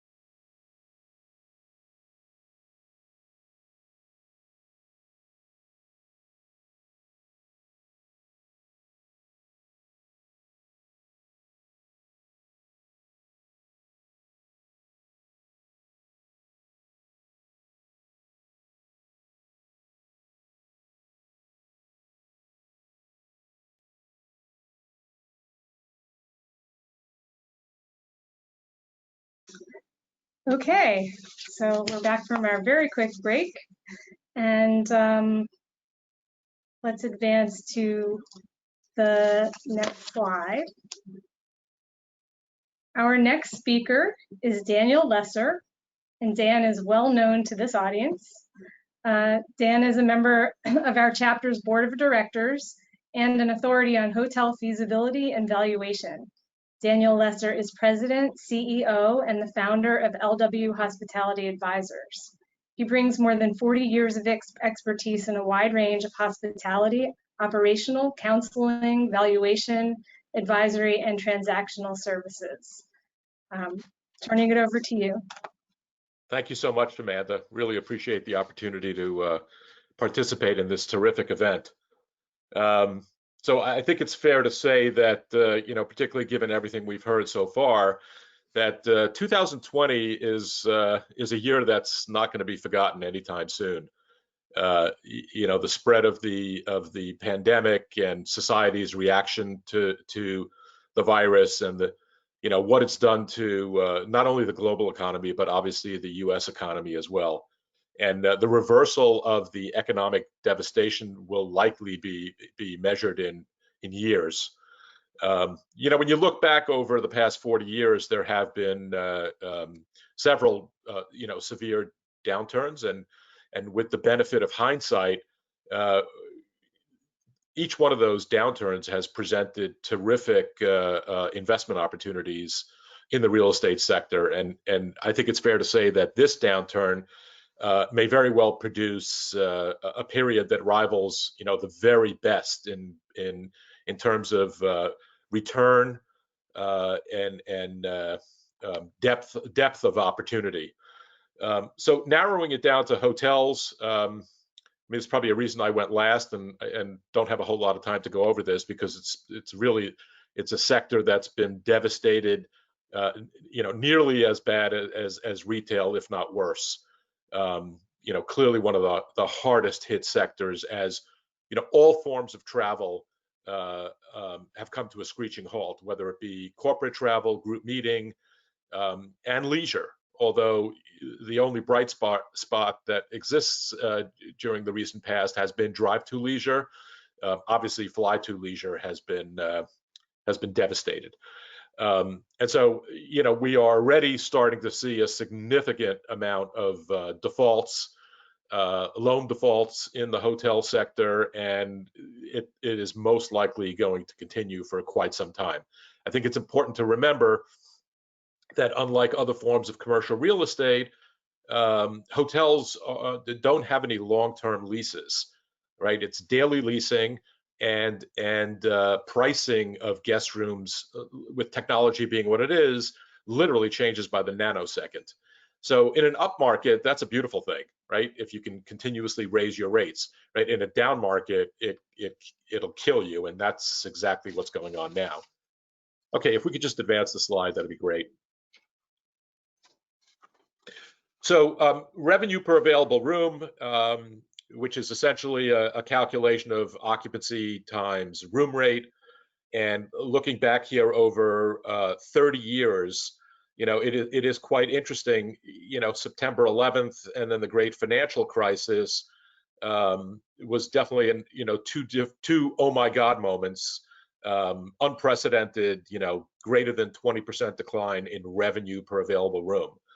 Well, we thought it was unprecedented until now, right? And the low point during this most recent downturn, 80% decline in revenue per available room. I mean, that is absolutely astonishing, and obviously makes the great financial crisis and September 11th look like play toys.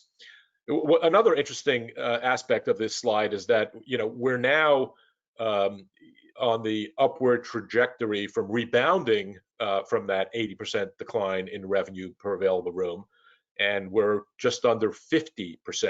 And it is interesting hearing people talk about how that's good news, right? They're like elated that we're only at 50% and not at 80, right? That's kind of interesting because that's still obviously very, very dramatic. Okay, if we could advance the slide. And here we have month-by-month statistics, occupancy, average daily rate, and then the calculation of revenue per available room. This is on the left side of the table for the United States on the top, and then New York on the bottom. And we can clearly see that in addition to the US being severely impacted, New York has really taken it on the chin, worse than the nation as a whole. And New York is very similar to many other cities that are 24/7 urban downtown cores that obviously have been devastated by this pandemic. And then the table on the right is more of a graphic example of these numbers. And we can see that, again, the US is rebounding, and New York is kind of floundering, not really moving up at all, and still hovering around close to 80% decline in revenue per available room. These are unprecedented and quite frankly shocking metrics. Next slide, please. So if we look back at Q2, right, the pandemic, for all intents and purposes, call it mid-March, so 15 days into the quarter. And when we look at transactions, hotel transactions that have occurred in the United States, this is $10 million or more. In Q2 of this year, there were 6 transactions compared to the same time frame last year, 35 transactions, right? So on the far right hand of the top of the table, you know, the number of transactions declined by over 80%. The total dollar amount of transactions over 90%. And then the average sale price per key declined by 40%. Again, these are astonishing metrics. And there were, well, I said earlier, 6 sales, and these are pictures of the 6 properties that sold. The big ones are the Renaissance in Baltimore, the Hutton Hotel in Nashville, and the Union Station Hotel, also in Nashville. Which is kind of interesting given that KC's commentary about the Nashville market. You know, fundamentally, obviously investors, particularly sophisticated hotel investors who know and understand the sector, are still bullish on Nashville. So why don't we move to the next slide, which covers Q3. And again, you know, we see more of the same in terms of dramatic decline. This is Q3 2020 compared to Q3 2019. You know, the dramatic decline in all the metrics, except what's interesting is average sale price per key, you know, based on the data, actually went up 8%. So kind of keep that in the back of your mind, because we're going to look at a couple of data points, because obviously everybody is asking, what's the decline in value? You know, how much is it? And there's an automatic assumption that there is a decline in value, and that's not necessarily always the case. So these are again pictures of the 12 hotels that transacted during Q3 of 2019, and just a couple of interesting notes. The Georgian Hotel in Santa Monica traded at about $750,000 per room. That's a big number. The Residence in Boston Cambridge just traded at just under $500,000 per room. Word on the street is that the pre-COVID, post-COVID differential is about 10 to 15% lower, but still a very healthy number on a per unit basis. The Kelly House in Edgartown, Massachusetts, which is on the island of Martha's Vineyard, just traded recently for almost $350,000 a room. Again, very interesting, you know, highly seasonal market, sophisticated hotel-centric investors who bought that asset. And I think it's, you know, it clearly reflects optimism for the sector. And then finally, in New York, we've had two major transactions between the Embassy Suites, which we're going to talk a little bit more about in a minute, and then the Royalton Hotel. The Royalton's really interesting. It traded for about $250,000 per room, which sounds like a really low number, and frankly it is, particularly when you compare it to replacement cost. But the hotel hasn't made money in years. And what I find particularly interesting about it is that the seller, Highgate Hotels, who, I mean, they clearly are one of the best hotel operators out there, particularly in New York. The asset was purchased by MCR, also very sophisticated, terrific hotel owner and operator. And it'll be interesting to see, because quite frankly, if Highgate couldn't figure out how to make money, it will be very interesting to see how MCR figures it out. Okay, if we can move to the next slide. So, you know, every day we get the phone call of, okay, how much are our values down? And I will say that, you know, empirical evidence is slowly starting to bubble up. Generally speaking, you know, the market is saying anywhere between 10 and 50%, 50. Now that's a very wide range. The fact is that the hotel business is a neighborhood business and a street corner business, and it's very sub-market driven in terms of value declines. Not only sub-market driven, but also property specific. So now, if we look at the bookends on this table, the one on the left, Sunstone sold the Renaissance Baltimore for $80 million, and that deal was reportedly supposed to go down at about $100 million in February, so pre-COVID. So there's a somewhat of an indication of a 20% decline. And then go over to the one on the right, Ashford Hospitality Trust, the publicly traded hotel company. They acquired the Embassy Suites in Manhattan in January of 19 for $195 million, and they recently walked away from the asset, and a company called Magna purchased the property for a reported amount of $115 million. So that's about a year and a half, right? And that equates to roughly a 40% decline in value. So on the left, 20, on the far right, 40. Now, what's really interesting is the middle transaction.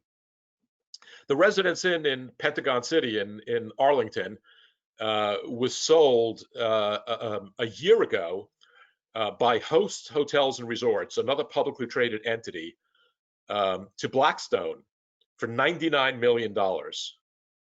And a year later, Amazon bought the property from Blackstone for close to $150 million. So that's really interesting. A 50% increase, or $50 million in a one-year time frame is quite remarkable, particularly given what's going on. Now, you could argue that Amazon, it was a strategic purchase. It sort of completed acquisition of land in the Crystal City area, where Amazon is obviously developing a huge campus. But the fact is that was all known when the asset was sold by Host to Blackstone just a year ago for $99 million. So kind of interesting that $50 million was left on the table by the seller back a year ago. Okay, I'm going to move the slide. So we've heard a lot about permanent closures, and there sure have been a number of hotels, not just in New York, but throughout major urban areas in the United States, that it's been announced that they are permanently closed. And while I would concede that some of these assets, clearly the improvements have reached the end of their economic lives, several of the hotels that we've heard about that have quote unquote permanently closed, I'm not so sure whether that is actually valid. So the Hilton Times Square, right? It's been announced that that hotel has permanently closed. I think it's fair to say that if it does reopen as a hotel, it may very well not be a Hilton. But I think it's hard to imagine that hotel will never reopen again. I don't see an alternative use for that building, given its location, given the way it's built. I don't believe it lends itself to office or residential. So again, I do question whether in fact it's permanently closed. And then the Courtyard Herald Square is another asset that's only, it's an old bank building that was repurposed into a hotel only about, I want to say 9-10 years ago. It's a terrific asset, great location. And again, I really do wonder whether in fact it will never reopen as a hotel. Now, there are other assets like the Maxwell, which was the original W on Lexington Avenue. It's been announced that has permanently closed. I can see where that will not reopen as a hotel. So again, obviously need to take what we are hearing in the market with a grain of salt, because not everything that we hear about is necessarily true. Okay.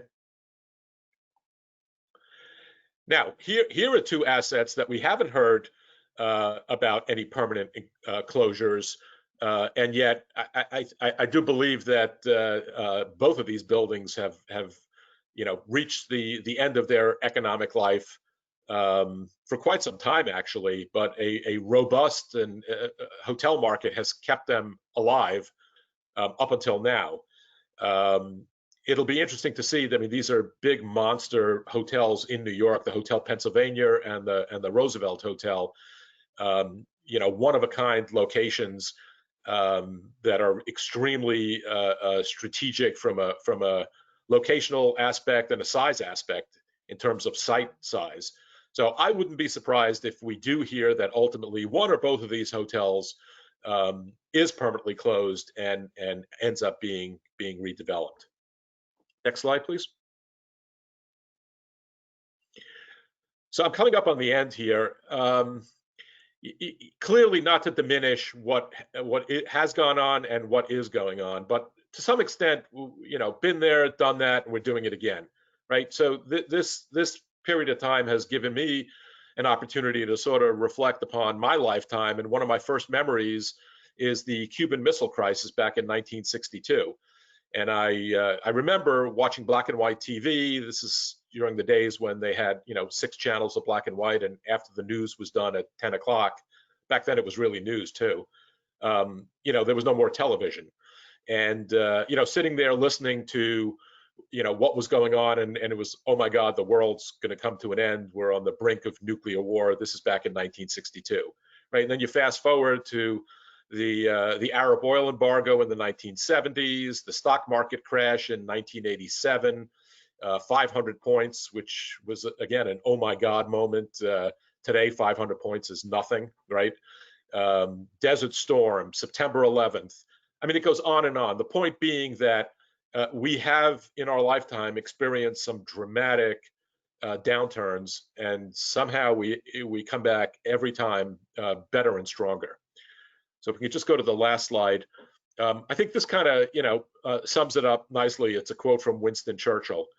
And, clearly commercial real estate and including hotels have been, severely impacted.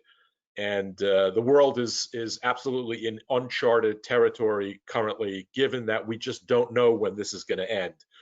But what we do know, I think it's fair to say, is that when you look back at prior economic and demand shocks, we always come back, right? And if you look at the hotel sector, somehow it's proven over and over again that the hotel sector is very resilient. And the fact is that over a long-term basis, commercial real estate, and particularly hotels, offer superior risk-adjusted yields when compared to other asset classes, particularly those that are focused on value add opportunities.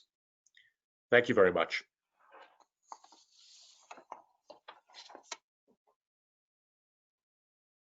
Thanks, Dan.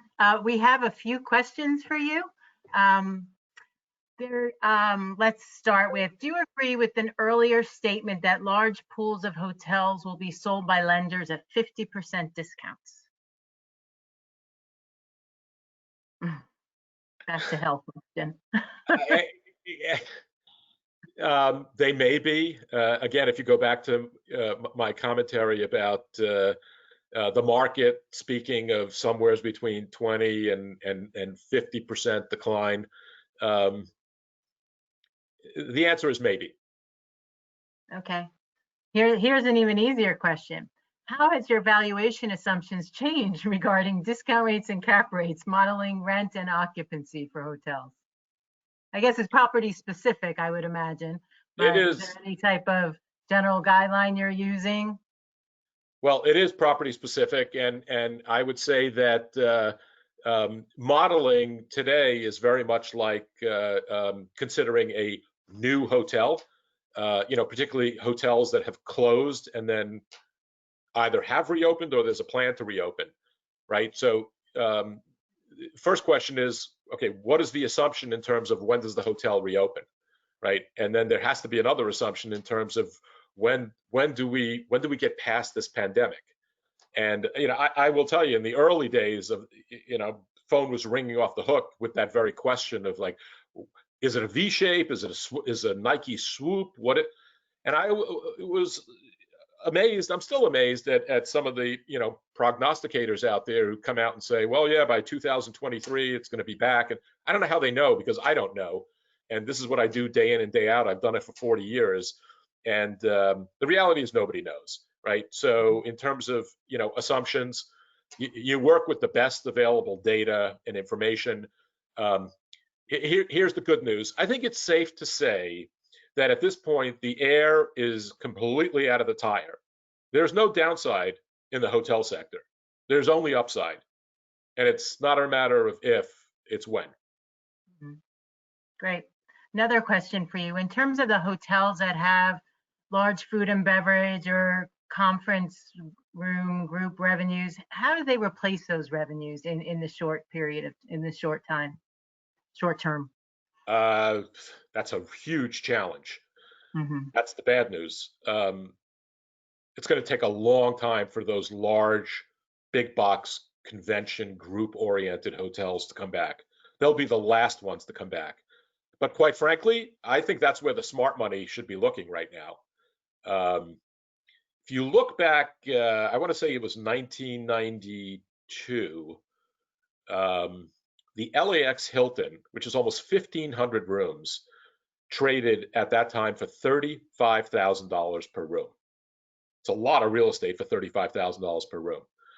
You know, if big box opportunities become available and they trade for, you know, $50,000, $60,000, $70,000 a room, which is way, way, way below replacement cost, there's an opportunity there to have sufficient runway to absorb cash burn for a couple of years until the market does come back. So maybe your total basis ends up being $100,000 a room. That's still way below replacement cost.